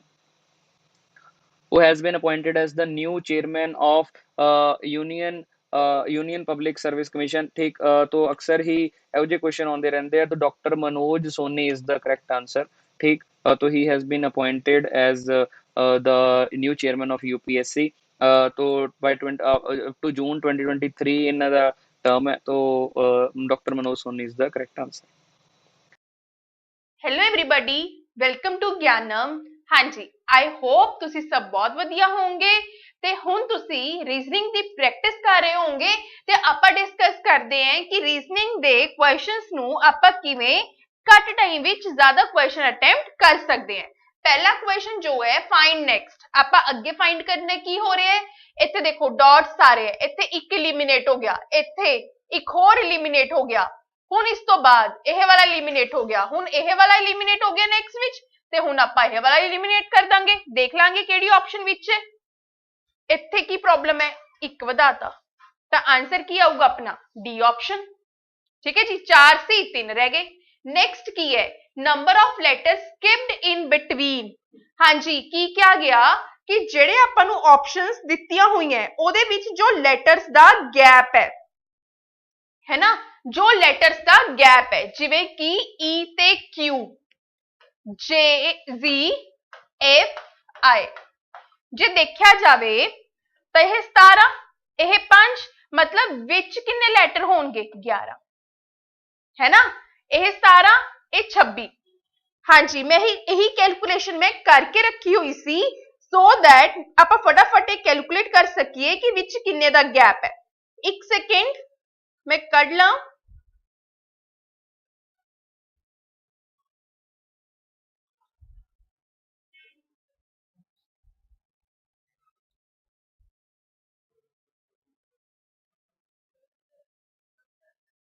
जिवें कि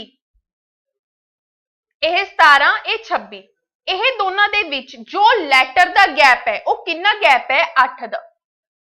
अगे यह दो लैटर विच मतलब Z ते F विच किन्ने लैटर दा गैप आऊगा 5 लैटर दा। अगे ये दोनों दे विच 2 लैटर दा। हुण जे आपां इन्हां दी काउंटिंग करिए, मतलब डिफरेंस देखिए, -3 -3 ते -3, है ना। आपां नूं की क्या, don't decrease in order, order which decrease ना होवे, पर ए तां ऑर्डर विच है। फिर नेक्स्ट विच भी तुसीं यही चेक करोगे, पर जो डी ऑप्शन है जिवें कि PJXHM 16 10 24 H8M 13 ਇਹਦੇ ਵਿੱਚ ਦਾ ਗੈਪ कैरियम है ना, किन्ने है 5। ठीक है, इसी तरीके नाल तुसी की करोगे, नेक्स्ट दा चेक करोगे, डिफरेंस किन्ने दा आ रहा है, जिवें कि 14 दा, गैप किन्ने दा आऊगा 4 दा, है ना। नेक्स्ट गैप किन्ने दा आऊगा तुसी ओहो देखोगे, ते ओहो जो है जिवें इत्थे 5 आ गया, इत्थे 4 आ गया, तो ऑर्डर सेम नहीं होया। So answer is D. इत्थे ऑर्डर की जा रहा सी, सेम जा रहा सी, 3 3 3, हुण इत्थे ऑर्डर सेम नहीं जा रहा। ठीक है, नेक्स्ट देखो, नेक्स्ट की है mention, MENTION is written as L, ओहो mention, MENTION is written as LNEITNO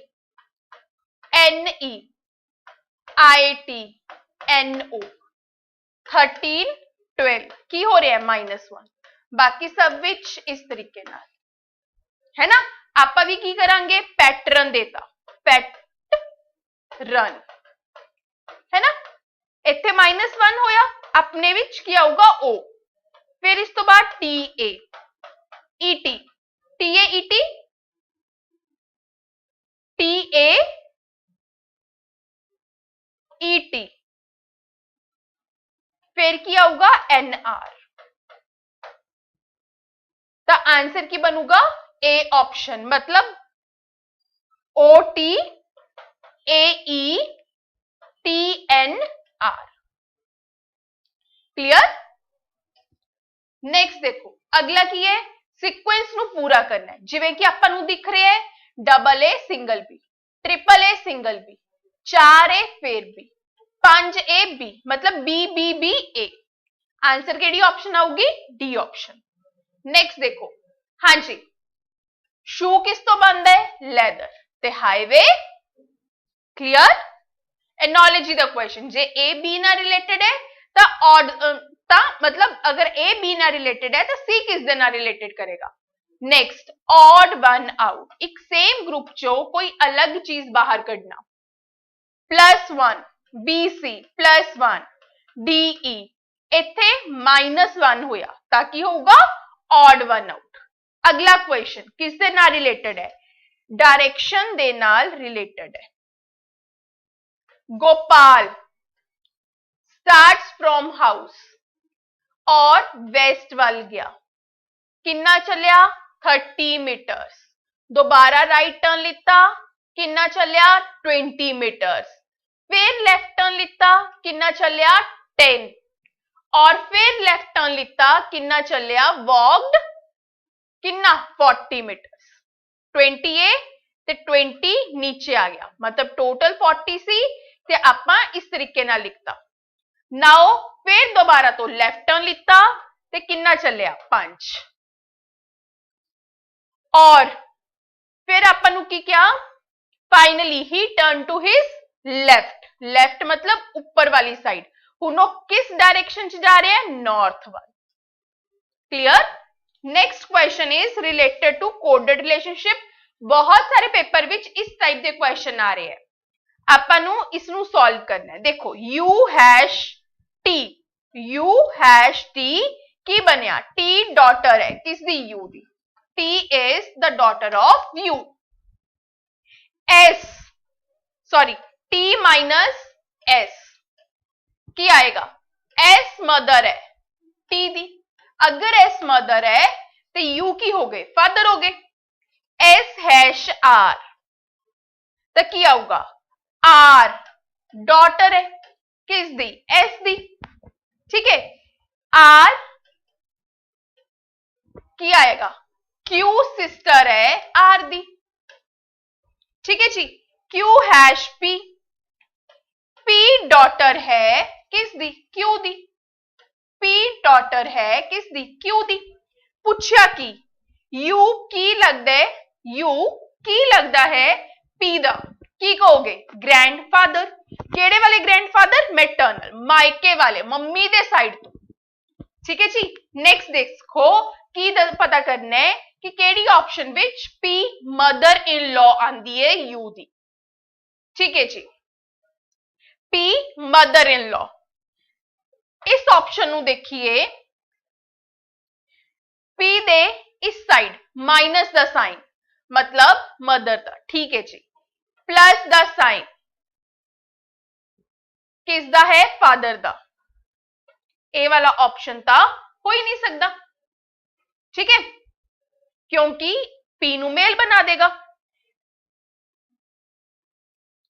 जो ए वाली ऑप्शन हो सकती है क्योंकि P Q की आऊगा Q जो है वो सन है Q सन है ते P दा जेंडर आपां नू पता नहीं ते P हैश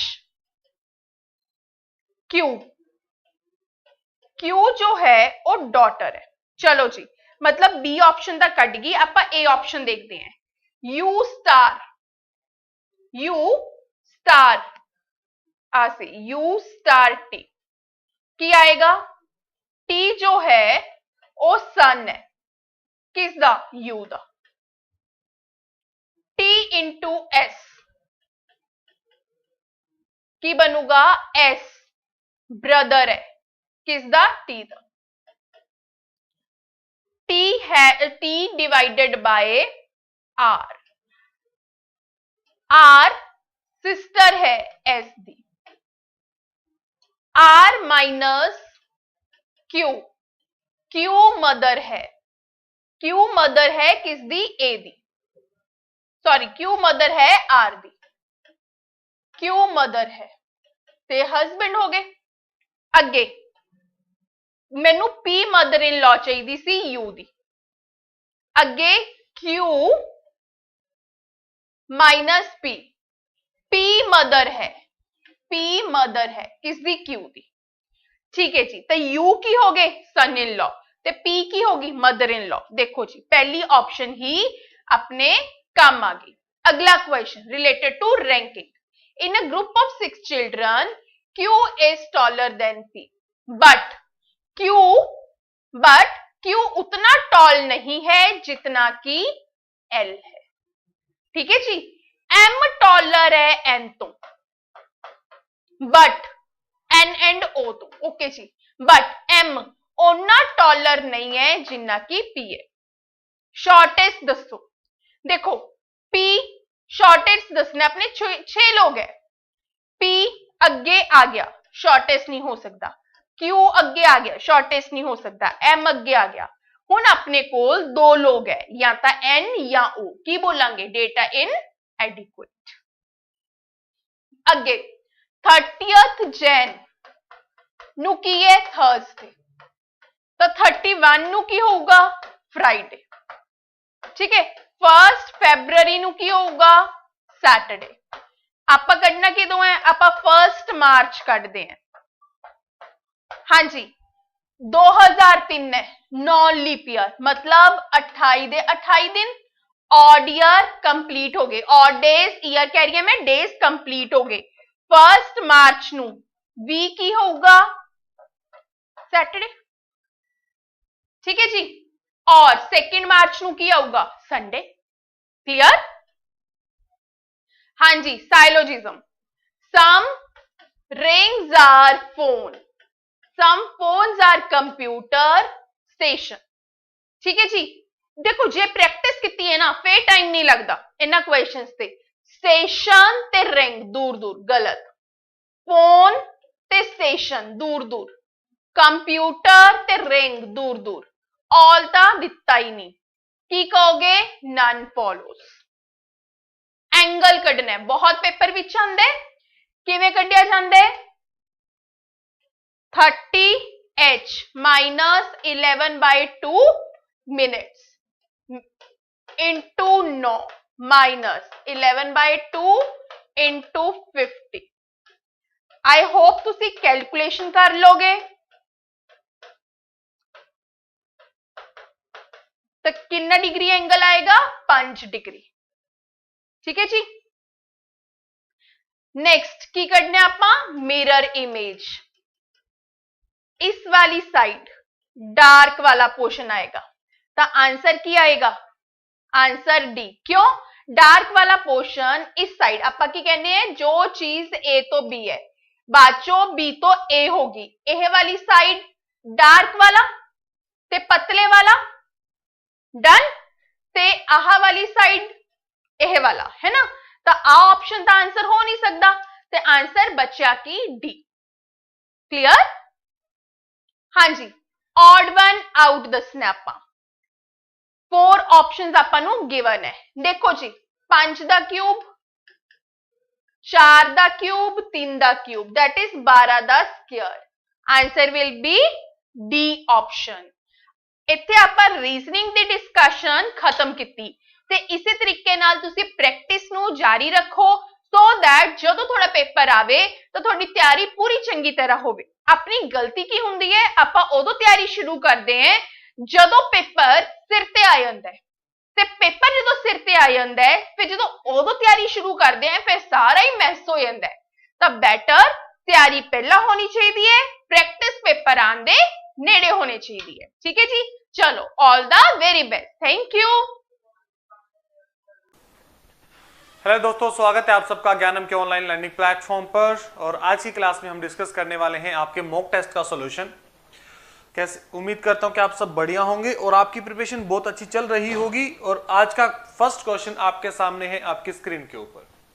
देखिए क्या बोला गया था, average ways of 500 workers is 200 rupees, but it were later found that the two workers the wages was put 180 and 200 instead of 80 and 220 rupees respectively. Then what is the correct average wages? तो सही average क्या था वो हमें calculate करना है। देखो ठीक है कि टोटल कहता है कि 500 वर्कर हैं जिनका जो एवरेज है वो 200 है, बट दो वर्कर्स का जो अमाउंट था वो गलती से क्या ले लिया गया 180 प्लस 20, मतलब उनका जो टोटल सम था वो सिर्फ 200 लिया गया। बट एक्चुअल में वो सम है क्या, एक्चुअल में सम था 80 प्लस 220, मतलब जो उनका सम है वो 300 है। तो जो डिफरेंस हुआ वो डिफरेंस कितने का हुआ 100 का, और डिवाइड बाय 500, मतलब इसको डिवाइड करेंगे तो 0.2, तो 200.20 ये आपका न्यू एवरेज होगा। जितने का डिफरेंस है उसको नंबर ऑफ स्टूडेंट से डिवाइड कर दो। देखो नेक्स्ट क्वेश्चन में क्या कह रहा है, 18 years ago a father was 3 times as old as his son। अगर बेटे की उम्र x है तो फादर की क्या हो जाएगी 3x हो जाएगी, और ये कब है 18 years पहले। तो आज के दिन जो सम है वो कितना होगा आपका 3x plus 18 और x plus 18। Now the father is only the twice, कि अब जो फादर है वो सिर्फ ट्वाइस है, तो दोनों को इक्वल करने के लिए क्या करेंगे हम, बेटे के इसको डबल कर देंगे। क्रॉस इक्वेशन को सॉल्व करते हैं तो 3x प्लस 18 किसके इक्वल होगा 2x प्लस 36, तो x की वैल्यू क्या होगी आपकी 18 होगी, x की वैल्यू क्या होगी 18 होगी। तो अब अगर बेटे की एज 18x है तो फादर की एज क्या हो जाएगी 54। ये कब थी 18 ईयर्स पहले, तो प्लस 18 कर लो, तो ये 72 प्लस 36, मतलब जो आज के दिन उनकी एज का सम है वो कितना होगा आपका 108। Option D is the correct answer, option D आपके क्वेश्चन का राइट आंसर होगा। चलिए बढ़ते हैं उसके बाद नेक्स्ट क्वेश्चन की तरफ। नेक्स्ट क्वेश्चन में क्या कह रहा है, when the price of cloth was reduced by 25%, the quantity of the cloth sold increase by 20%, what was the effect on the gross receipt of the shop. देखो 25% की fraction value क्या होती है 1/4, कि पहले अगर प्राइस 4 था तो अब जो न्यू प्राइस है वो क्या हो गया 3 हो गया। जो पहले प्राइस आपका 4 है अब क्या हो गया 3 हो गया। अब जो क्वांटिटी सोल्ड है वो 20% से इंक्रीज हुई, और 20% की फ्रैक्शन वैल्यू क्या होती है 1/5, कि क्वांटिटी पहले 5 है तो अब 6 हो गई, क्वांटिटी पहले 5 है तो अब 6 हो गई। तो 4 इंटू 5 20, 3 इंटू 6 18, कि जो पहले रिवेन्यू था वो 20 था अब 18 हुआ है, तो 2 का डिक्रीज हुआ आपका ओवर 20 इंटू 100, तो ये आपका क्या हो जाएगा 10% का डिक्रीज हुआ, 10% का डिक्रीज हुआ। ऑप्शन डी आपका इस क्वेश्चन का right answer, option D right answer होगा। चलिए बढ़ते हैं नेक्स्ट क्वेश्चन की तरफ। By selling an article for 144 rupees a man loss 1/7। देखो 1/7 का लॉस का मतलब है यहां से अगर मैं सीपी और एसपी का रेशो बनाऊं तो 7:6 होगा, 7:6 होगा। और अब जो 6 यूनिट की वैल्यू है वो मेरी 144 है, 6 यूनिट की वैल्यू मेरी 144 है। तो 1 यूनिट की वैल्यू अगर मैं कैलकुलेट करूं तो पहले इसको 2 पे डिवाइड करेगा और फिर 4 पे, तो मतलब 7 यूनिट की वैल्यू क्या हो जाएगी 168। आर्टिकल का जो कॉस्ट प्राइस है वो आपका क्या है 168, 168 रुपए है। उसके बाद क्या बोला गया था, by selling for it 168 his gain और लॉस परसेंट, कि 168 रुपए में बेचेगा तो क्या होगा प्रॉफिट या लॉस होगा, तो no profit no loss, no profit no loss होगा इस क्वेश्चन में, no profit no loss, none of this इस क्वेश्चन का आपका राइट आंसर होगा। चलिए उसके बाद बढ़ते हैं नेक्स्ट क्वेश्चन की तरफ। नेक्स्ट क्वेश्चन में क्या बोला गया है, A sum of money invested at compound interest amounts in 3 years to 2400 rupees, के 3 साल में 2400 रुपए, and in 4 years 2520 rupees, then the rate of interest. देखो जब अगर 3 साल और 4 साल की बात है तो यहां जो 3 साल का अमाउंट है वो आपका प्रिंसिपल का काम करेगा, और जो 4 साल का अमाउंट है वो आपका अमाउंट हो जाएगा आफ्टर 1 ईयर। आफ्टर 1 ईयर, और फर्स्ट ईयर में सिंपल इंटरेस्ट हो या कंपाउंड इंटरेस्ट हो सेम ही होते हैं, तो यहां से इंटरेस्ट कितना मिला 120 रुपीज, कितना 120 रुपीज, किसके ऊपर 2400 रुपीज के ऊपर इंटू 100, 20 से 20 कैंसिल, 24 से डिवाइड किया तो ये आ गया 5, मतलब यहां से जो इंटरेस्ट मिला वो कितना मिला 5%, कितना इंटरेस्ट मिला 5%। ऑप्शन ए आपका राइट आंसर होगा। चलिए उसके बाद बढ़ते हैं नेक्स्ट क्वेश्चन की तरफ। नेक्स्ट क्वेश्चन में क्या कह रहा है, the salaries of A B and C are in the ratio 1:3:4, कि 3 लोगों की जो सैलरी का रेशियो है वो क्या है 1:3:4 है। If the salaries are increase by 5%, 10% and 15%। देखो ए बी और सी की सैलरीज का रेशियो है आपके पास 1, 3 और 4, ठीक है। Then the increase salary will be in the ratio, तो जो इंक्रीज सैलरीज हैं वो किस रेशियो में होंगी। कैलकुलेशन इजी बनाने के लिए मैं क्या करता हूं, सबके पीछे 100 लगा देता हूं, सबके पीछे क्या करता हूं 100 लगा देता हूं। इसको अगर मैं 5% से इंक्रीज करता हूं, इसका 5% 5 ही होगा, तो मतलब इसकी सैलरी क्या हो जाएगी 105 रुपए हो जाएगी। इसकी सैलरी को आप 30% से 10% से इंक्रीज करते हो तो इसकी सैलरी का जो 10% है वो क्या हो जाएगा 30, तो इंक्रीज के बाद ये हो जाएगा 330, और इसको इंक्रीज किया गया 15% से, और इसका 15% कितना होगा 60 हो जाएगा, तो ये सैलरी कितनी हो गई आपकी 460, कितनी हो गई 460। अब रेशियो कैलकुलेट कर लो इसका, 5 से डिवाइड किया तो 21, इसको डिवाइड किया तो 66, इसको डिवाइड करेंगे पहले 9 पे फिर 2 पे, तो 21, 66 और 92, ऑप्शन सी आपका इस क्वेश्चन का राइट आंसर होगा। ऑप्शन सी आपका राइट आंसर होगा। चलिए बढ़ते हैं उसके बाद नेक्स्ट क्वेश्चन की तरफ। नेक्स्ट क्वेश्चन में क्या बोला गया देखिए, the average age of student of A class is 15.8 years, the average age of the boys in the class is 16.4 years and that of the girls is 15.4 years. The ratio of the number of boys to the number of girls in the class. देखो boys और girls का ratio हमारे पास दे रखा है, boys और girls का ratio हमारे पास दे रखा है, बॉयज का कितना है, सॉरी रेशियो नहीं, एवरेज दे रखा है, और ये कितना है 15.4, पूरी क्लास का कितना है 15.8, कर लो एलिगेशन लगा दो, इसमें से सब्ट्रैक्ट करेंगे 15.8 माइनस 15.4 तो ये 0.4 होगा, 16.4 में से 15.8 सब्ट्रैक्ट करेंगे तो 0.6, तो रेशियो क्या बना 2:3, क्या बना 2:3। ऑप्शन बी आपका इस क्वेश्चन का राइट आंसर होगा, ऑप्शन बी आपका राइट आंसर होगा। चलिए उसके बाद बढ़ते हैं नेक्स्ट क्वेश्चन की तरफ। नेक्स्ट क्वेश्चन है आपका, ये पार्टनरशिप का क्वेश्चन है। क्या बोला गया देखो, X and Y enter into a partnership with capitals in the ratio 5:6, के दो लोगों ने X और Y ने एक बिजनेस शुरू किया 5 और 6 के कैपिटल के रेशियो में, and at the end of 8 months X withdraw, A ने जो पैसा लगाया वो सिर्फ 8 महीने के लिए लगाया, और B ने कितने टाइम के लिए लगाया ये तो निकालना है हमें, और इनके जो प्रॉफिट का रेशियो है वो 5:9 है। ठीक है, देखो यहां से क्रॉस मल्टीप्लाई करो तो ये क्या हो जाएगा 5 × 9 × 8 किसके इक्वल हो जाएगा 5 × 6 × x। मल्टीप्लाई मत करो, एज इट इज रखो। क्यों?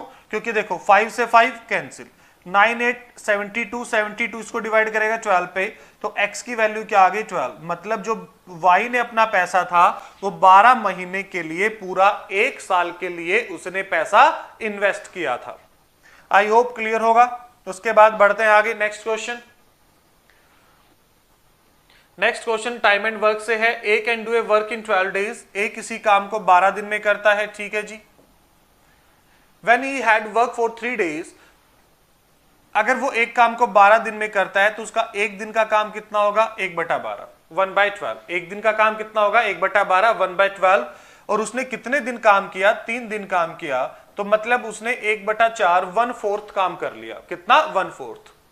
उसके बाद बोला बी ज्वाइन हिम, उसके बाद बी ने ज्वाइन किया। If they complete the work in 3 more days, 3 दिन के बाद बी और ए ने काम किया। देखो अगर उसने पहले 3 दिन में 1/4 काम किया है तो अगला काम 3/4 होगा, और ये कितने दिन में होता है? 3 दिन में। कितने दिन में? 3 दिन में। 3 काम अगर 3 दिन में किए तो 4 काम कितने दिन में होंगे? 4 दिन में होंगे। कितने दिन में? 4 दिन में। अगर अकेला ए करता है तो काम 12 दिन में पूरा हुआ। अगर ए और बी मिलकर काम करेंगे तो काम 4 दिन में पूरा होगा। एलसीएम लिया तो 12 ही होगा। ए की एफिशिएंसी 1 और ए प्लस बी की एफिशिएंसी 3। तो ये बताओ बी की एफिशिएंसी क्या होगी? 2 होगी। तो बी कितने दिन में करेगा? 12 डिवाइड बाई 2। बी अकेला करेगा तो 6 डेज में करेगा। 6 डेज में करेगा। ऑप्शन ए आपका इस क्वेश्चन का राइट आंसर होगा। ऑप्शन ए आपका राइट आंसर होगा। चलिए बढ़ते हैं नेक्स्ट क्वेश्चन की तरफ। नेक्स्ट क्वेश्चन क्या कह रहे हैं? 2 pipes A and B can separately fill a tank in 60 and 75 minute. A इसको फिल करता है 60 मिनट में, बी करता है 75 मिनट में। There is a third pipe in the bottom of the cistern to empty it. If all the 3 pipes are open, then the tank is filled in 15 minutes. तो वो जो टंकी है, जब तीनों अगर एक साथ काम करते हैं, A प्लस बी प्लस सी, और सी क्या है आपका? नेगेटिव एफिशिएंसी के साथ है। सी किसके साथ है? नेगेटिव एफिशिएंसी के साथ है, क्योंकि ये क्या कर रहा है? उसको एम्प्टी कर रहा है। और अब काम हो जाता है 50 मिनट में। अगर मैं एलसीएम लूं तो इनका एलसीएम बनेगा आपका 300। कितना बनेगा? 300। ए की एफिशिएंसी 5, बी की एफिशिएंसी 4 और तीनों की एफिशिएंसी 6। तीनों की एफिशिएंसी क्या हो जाएगी? 6 हो जाएगी। देखो ए प्लस बी की एफिशिएंसी कितनी है? 9। ए प्लस बी की एफिशिएंसी क्या है आपकी? 5 + 4 9। बट जब तीनों ए प्लस बी प्लस सी काम करते हैं तब एफिशिएंसी क्या है? तब एफिशिएंसी क्या है? 6। मतलब सी की एफिशिएंसी क्या थी? -3 थी। तो 300 डिवाइड बाय 3, तो वो कितने टाइम में खाली कर देगा? 100 मिनट में खाली कर देगा। ऑप्शन बी आपका इस क्वेश्चन का राइट आंसर होगा। Option B. चलिए उसके बाद चलो अब आ जाता है हमारा डीआई का सेट, और जो आपकी डीआई है वो आपकी लाइन ग्राफ बेस्ड डीआई है। क्या बोला गया है? In the flowing graph student passing in the year 2001 to 2005 from 2 schools A and B are given on the basis of this graph answer the following questions.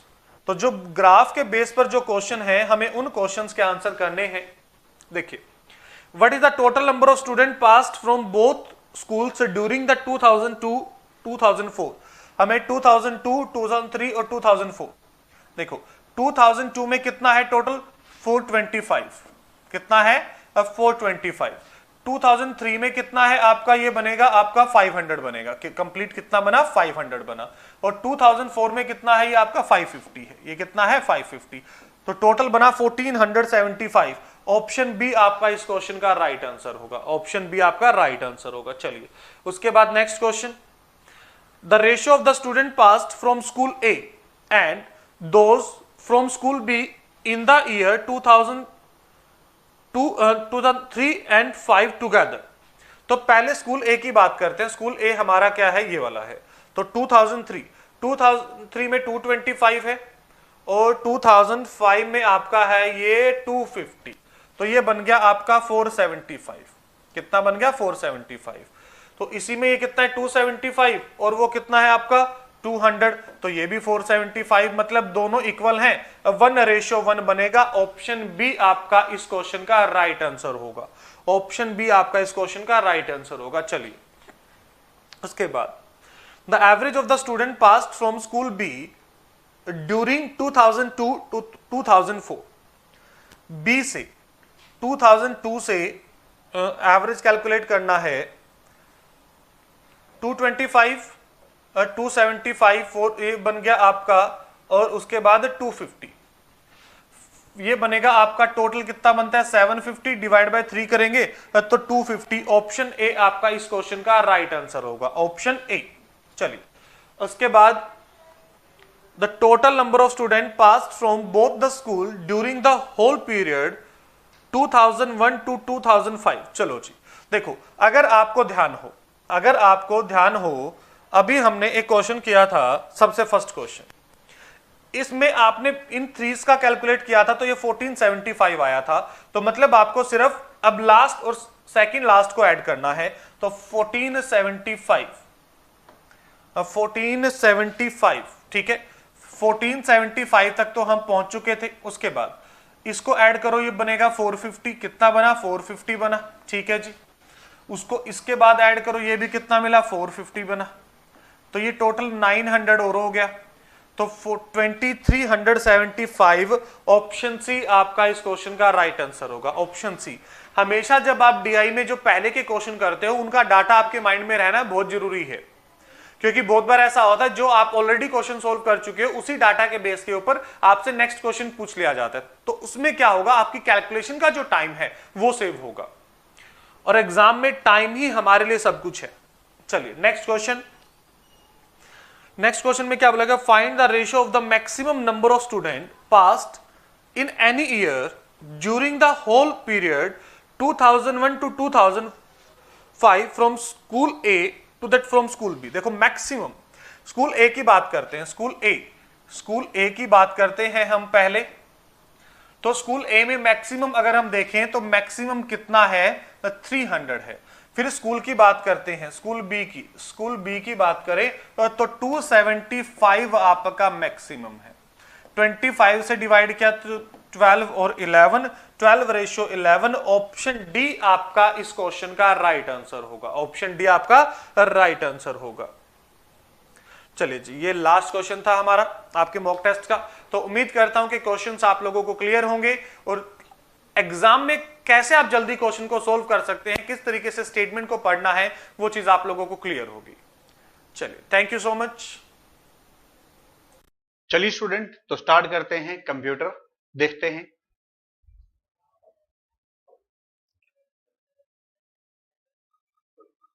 हाँ जी, तो ये रहा सबसे पहले फर्स्ट क्वेश्चन। इस क्वेश्चन में देखते हैं, which of the following option is used to decrease the font size by 1 point in MS Word। अब यहाँ पे देखिए क्या बोला गया है, 1 पॉइंट फॉन्ट साइज क्या करना है, आपके पास कम करना है, डिक्रीज करना है। 1 पॉइंट आपके पास यहाँ पे फॉन्ट साइज क्या करना है, डिक्रीज करने की बात यहाँ पे करी गई है। तो सबसे पहले क्या है, कंट्रोल प्लस क्लोज ब्रैकेट, फिर है कंट्रोल प्लस आपके पास ब्रैकेट। अब यहाँ पे है क्या, ये चीज आपको समझना पड़ेगा। तो यहाँ पे जो बात हुई है वो डिक्रीज की बात हुई है, डिक्रीज की बात हुई है ना, मतलब कम करना है। तो कम करने के लिए आप लोग जो यूज करते हैं वो है कंट्रोल प्लस ओपन ब्रैकेट। याद रखेंगे, कंट्रोल प्लस ओपन ब्रैकेट अगर आप लोग दबाते हैं तो एक पॉइंट आपका साइज जो है चीजों का छोटा हो जाता है। और ये जो है कंट्रोल प्लस क्लोज ब्रैकेट, ये होता है फॉर इंक्रीज करने के लिए आप लोग इसका यहाँ पे यूज करते हैं। तो होपफुली बात आपको क्लियर है। चलिए नेक्स्ट क्वेश्चन देखते हैं। अगला क्वेश्चन में क्या है, which of the following is the amount of work that a system is able to do per unit time। पहले तो इस क्वेश्चन का मीनिंग समझिए कि किसी भी कार्य को करने के लिए जो क्षमता होती है उसे क्या बोला जाता है, मतलब यहाँ पे बोला जाता है, या कितनी स्पीड से आप लोग किसी भी डेटा को यहाँ पे क्या कर पाते हो, ट्रांसफर कर पा रहे हो, इसका मतलब ये है। तो in the term of computer terminology में आप लोग इसे क्या बोलते हैं, turn around time, throughput, response time या सीक टाइम। इसके लिए हम लोग एक वर्ड यूज करते हैं थ्रूपुट। इसका मतलब है कि कम टाइम में आप लोग कितना डेटा जो है यहाँ पे ट्रांसफर करवा पा रहे हो। यही यहाँ पे लिखा है कि पर यूनिट जो है आपके पास work that system is able to do per unit time, per unit के हिसाब से, तो थ्रूपुट इसका आंसर बनेगा। ठीक है जी, ये स्पेशल एक वर्ड यूज किया जाता है डेटा के ट्रांसफरिंग के लिए। चलिए नेक्स्ट क्वेश्चन देखते हैं। अगला क्वेश्चन क्या है, how many character can be stored in a computer having 32 MB in memory. देखिए वैसे ये क्वेश्चन ऐसे आते नहीं है, बट फिर भी अगर आ जाता है तो कुछ नहीं है, याद कर लेना है आपके पास बी ऑप्शन, 33, 55, 44, 32, ये याद रखेंगे। और इसके अलावा कोई विकल्प आपको यहाँ पे नहीं चूज करना है, छोटी सी बात है, याद कर लेंगे। ठीक है, चलिए नेक्स्ट बात करते हैं, आगे देखते हैं। आगे क्या है, what does RAM stand for. अब ये कई बार बच्चे हमें बोलते भी हैं सर बहुत आसान क्वेश्चन है। हाँ पर बच्चों जो चीज स्टैटिक है उसे चेंज नहीं किया जा सकता। अब रैम जो है वो तो है, इसे चेंज कैसे कर दिया जाए, ठीक है ना। तो रैम का फुल फॉर्म क्या होता है, रैंडम एक्सेस मेमोरी। होपफुली बात आपको क्लियर है, RAM means random access memory, ठीक है। अब यहाँ पे नेक्स्ट क्वेश्चन की तरफ बढ़ते हैं। अगला क्वेश्चन क्या है, what will be the output of the formula. Formula क्या है यहाँ पे, सीलिंग, ये फॉर्मूला है। अब यहाँ पे इन एमएस एक्सेल स्पेसिफिकली यहाँ पे बोला गया है सीलिंग का पहले मीनिंग क्या होता है। सीलिंग का मतलब होता है नियर अबाउट वैल्यू। जितनी भी वैल्यू आपके पास नियर अबाउट होती है, जैसे यहाँ पे लिखा है सीलिंग ब्रैकेट स्टार्ट -2.5 कॉमा आपके पास -2, तो जो इसके नियर अबाउट वैल्यू होगी वो यहाँ पे उठा लेगा। तो 2.4 की 2.5 की अगर हम यहाँ पे बात करते हैं तो अप्रोक्सीमेट जो है आंसर यहाँ पे बनेगा -4। अगर आप लोगों में से कोई जानता है तो सीलिंग का मतलब बता देता हूं कि जो पहले डिजिट की छोटी वैल्यू होती है, नजदीकी वैल्यू, वो यहाँ पे उठा लेता है, ठीक है जी। चलिए नेक्स्ट क्वेश्चन की बात करते हैं। अब अगला क्वेश्चन क्या है, the specification for a laptop include term 256 GB but would this refer to. अब ये बोला है कि एक लैपटॉप आपके पास है जिसमें कि 256 GB आपके पास लिखा हुआ है। अभी 256 GB जो है किस चीज को रेफर कर रही है, तो ऑब्वियस है 256 GB क्या होगी, मेमोरी ही होगी ना। तो मेमोरी में आपके पास क्या दे रखा है, SSD सॉलिड स्टेट ड्राइव। रोम तो नहीं होगा या रैम तो नहीं होगा, या तो ग्राफिक कार्ड भी आप लोग इतना यूज नहीं करेंगे, ऑब्वियस है। तो आपके पास आंसर क्या बना, SSD। पहले देखिए, जैसे मैं अगर यहाँ पे एक छोटी सी चीज बताऊं तो सबसे पहले ने आप लोगों ने मैग्नेटिक टेप यूज करना स्टार्ट किया था, अगर याद होगा, घरों में कैसेट जो होते हैं। फिर उसके बाद आपके पास CD आ गया, फिर उसके बाद आपके पास DVD आ गया, है ना। फिर चीजें चेंज होती गई, DVD के बाद आपके पास ब्लू रे आ गया, ठीक है। इस तरीके से चीजें चेंज हुई। अब आज की डेट में आपके पास हार्ड डिस्क यूज नहीं कर रहे हैं, हार्ड डिस्क के बजाय आप क्या यूज कर रहे हैं, SSD, ठीक है। HDD आप लोग यूज नहीं कर रहे हैं, अब क्या यूज कर रहे हैं, SSD। तो ये आपको यहाँ पे पता होना चाहिए, SSD का फुल फॉर्म क्या है, सॉलिड स्टेट ड्राइव। ये कई बार डायरेक्ट क्वेश्चन में भी पूछ लिया जाता है, ठीक है। चलिए नेक्स्ट क्वेश्चन देखते हैं। अगला क्वेश्चन क्या है आपके पास, chapter 3 of the information technology act 2000 doesn't deal with the following. अब यहाँ पे देखिए, अब ये इंफॉर्मेशन टेक्नोलॉजी एक्ट आज की डेट में जिस तरीके से हमारा रुझान कंप्यूटर की तरफ आ रहा है, कंप्यूटर मींस इंटरनेट की तरफ आ रहा है, तो आपको IT के बारे में इसका नॉलेज जरूर होना चाहिए। तो ये पूछा है कि चैप्टर 3 जो है इसमें कौन सा ये डील नहीं करता है। तो सबसे पहला है आपके पास legal recognisation of electronic signature. भैया इलेक्ट्रॉनिक सिग्नेचर में तो करता है, आप लोग भी यूज करते हैं। अगला है legal recognisation of electronic record. Electronic record ही तो चल रहा है आज की डेट में, तो नहीं होगा। रिटेंशन ऑफ इलेक्ट्रॉनिक रिकॉर्ड ये तो करता है। अगला है authentication of electronic record. Authentication का मतलब है प्रमाणता, वैधता। ऑथेंटिकेशन का मतलब होता है प्रमाणता। तो कोई चीज सही है गलत है उससे नहीं, वो डिफरेंशिएट नहीं ना कर सकता। इस वजह से आंसर क्या बनेगा, डी ऑप्शन, क्योंकि वो डिफरेंशिएट नहीं कर सकता कंप्यूटर चीजों को, ठीक है। तो answer is D option. Next question की बात करते हैं। आपके पास national E governance plan NEGP was approved in the year कौन से, 2006, 2007, 2005 या फिर 2008। तो अगर मैं यहाँ पे बात करता हूं तो ये 2006 में आपके पास हुआ था। ई गवर्नेंस यहाँ पे वर्ड है, ई का मतलब है इलेक्ट्रॉनिक गवर्नेंस। अब जब भी आपसे, जैसे मैं इसके लिए एग्जांपल बताता हूं, आपके पास एक होता है एम कॉमर्स और दूसरा होता है ई कॉमर्स, ठीक है। एम कॉमर्स का मतलब है कोई चीज आप लोग मोबाइल के थ्रू खरीद रहे हैं तो उसको बोला जाता है मोबाइल कॉमर्स। और ई का मतलब होता है इलेक्ट्रॉनिक कॉमर्स, मतलब कि जैसे लैपटॉप के थ्रू खरीदा जा रहा है। तो यहाँ पे ई कॉमर्स, ई गवर्नेंस का जो प्लान था वो कब हुआ आपके पास, 2006। तो ये छोटी छोटी चीजें हैं कि अगर मोबाइल के थ्रू कोई चीज परचेज करते हैं उसको क्या बोलते हैं, एम कॉमर्स। और कोई लैपटॉप के थ्रू तो बोलते हैं ई कॉमर्स, इलेक्ट्रॉनिक कॉमर्स उसे बोला जाता है, ठीक है।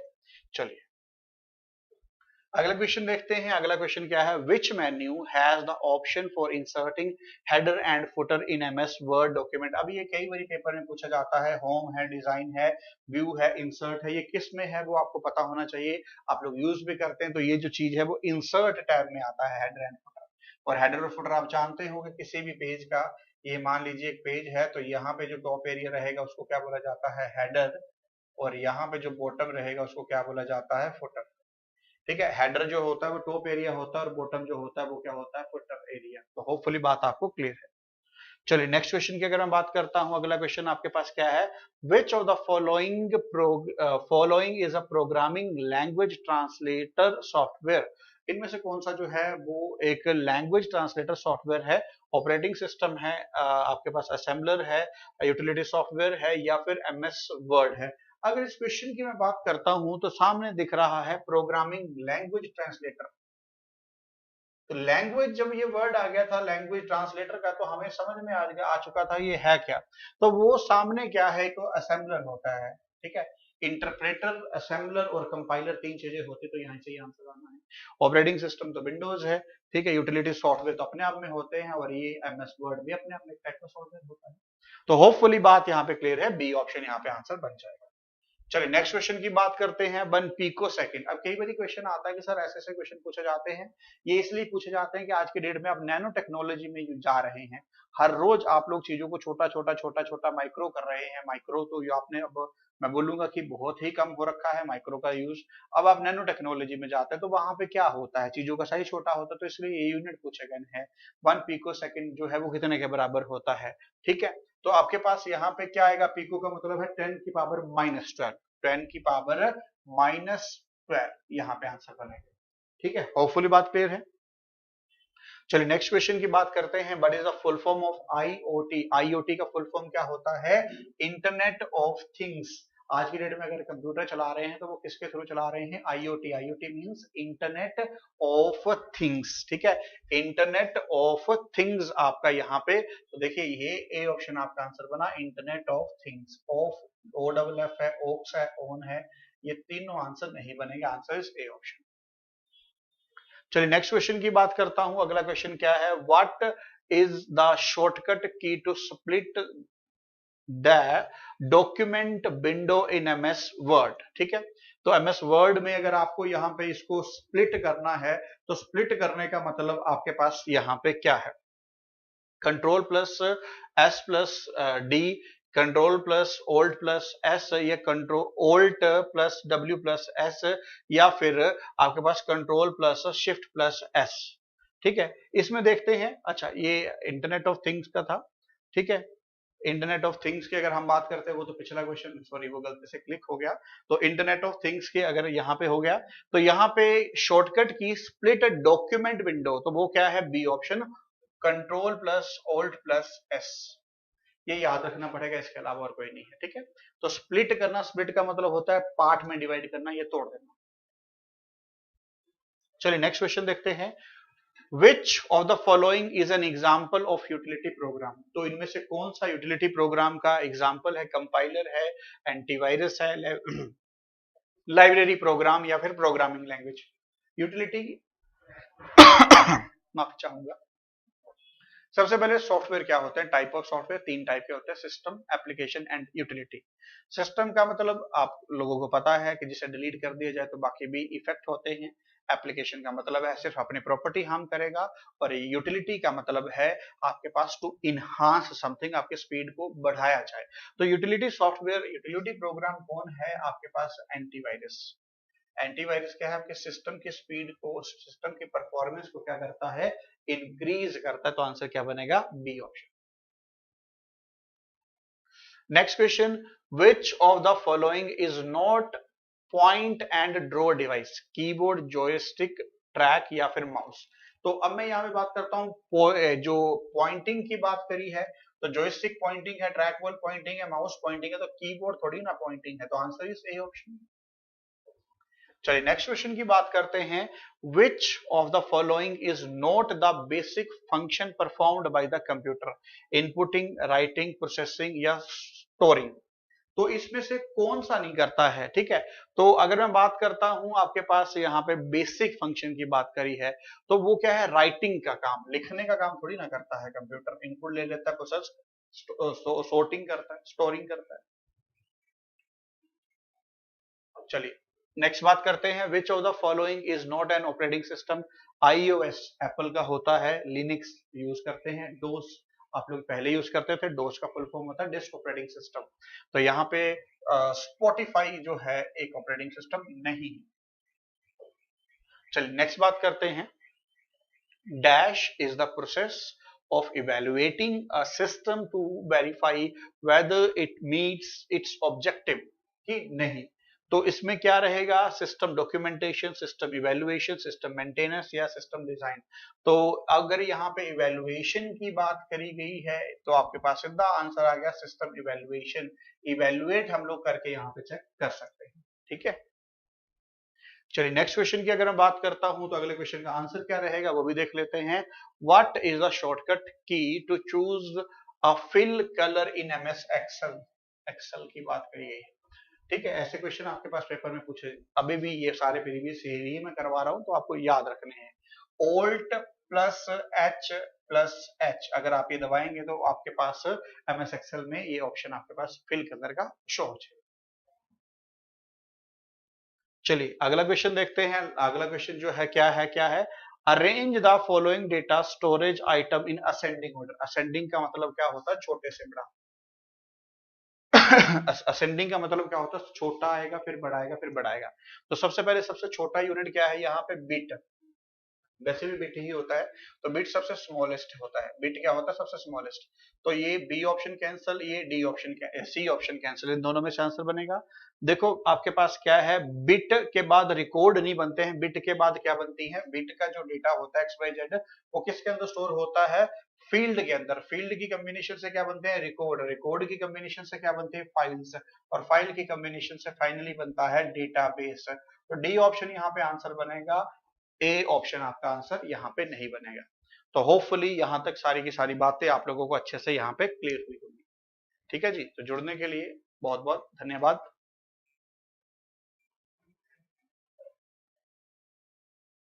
Hello everyone, welcome to this session by Gyanam. I am Piyush Sardana, your budding English language teacher. So we are to the English section of this mock. Let us just continue it forward. What it says is you have to read this passage carefully to find the options out according to your answers.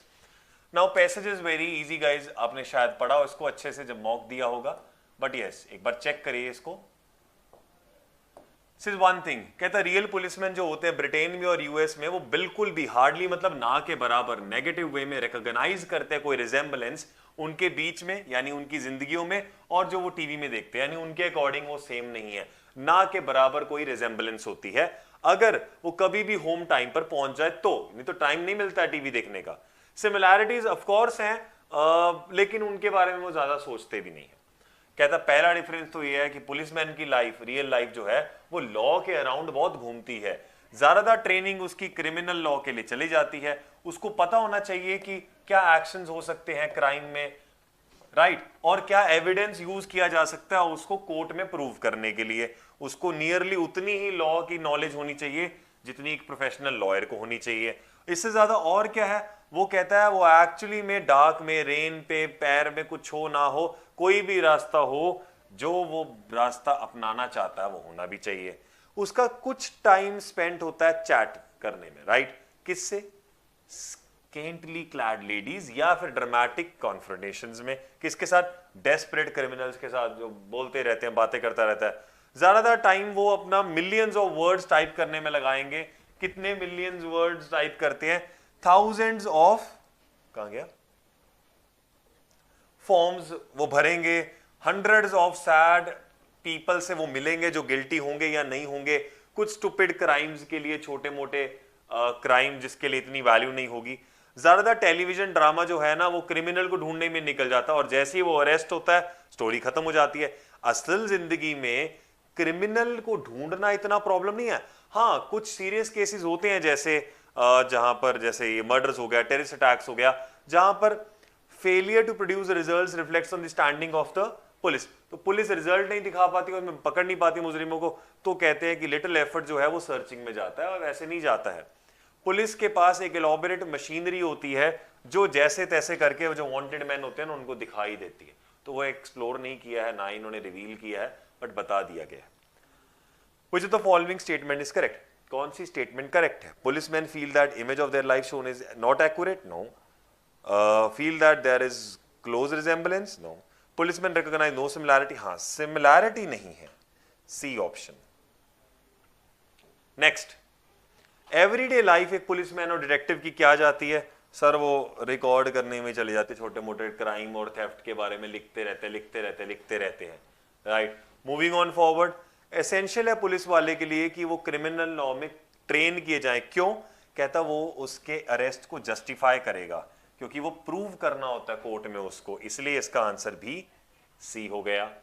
Moving on forward says, जब murders और terrorist attacks अकर होते हैं तो police क्या होती है, वो wait करती है क्रिमिनल के लिए, वो लॉट ऑफ एफर्ट लगाती है उस आदमी को ढूंढने के लिए, वो try to make a quick arrest और usually fail. Sir it is written over there that कि भाई इन केसेस में रिजल्ट्स जो हैं फेलियर डिपिक्ट करते हैं, तो they usually fail in depicting those results, is D option. Moving on forward, कौन सी स्टेटमेंट फॉल्स है? कहता पुलिसमैन ट्रेनिंग वगैरह रिक्वायर करता है, पुलिसमैन को क्रिमिनल लॉ के बारे में पता होना चाहिए, फॉलोड बाय पुलिसमैन को एविडेंस देना पड़ता है, या policeman doesn't need to know. क्यों नहीं? प्रोफेशनल लॉयर जितनी नॉलेज चाहिए उसने बताया था, राइट। तो एक्चुअली में इक्विवेलेंट टू प्रोफेशनल लॉयर चाहिए, और ये बोल रहा है नहीं चाहिए, तो ये जो फॉल्स स्टेटमेंट है we can say as option D. Moving on forward, कहता मिसस्पेल्ड वर्ड को रिकॉग्नाइज करना है, sacrosanct, sacrilege, sacrilege SACRI। Next, appropriate preposition लगाना। Doctor Sharma concluded his speech by explaining the importance of charity. One word substitution बताना आपको इस word का guys जो आपको गिवन है। The original inhabitants of the country are called aborigines. जिन्होंने start किया था they are called aborigines. To send an unwanted person out the countries, उसको देश से निकाला दिया है, देश निकाला दे दिया, is called deport that person, to deport it.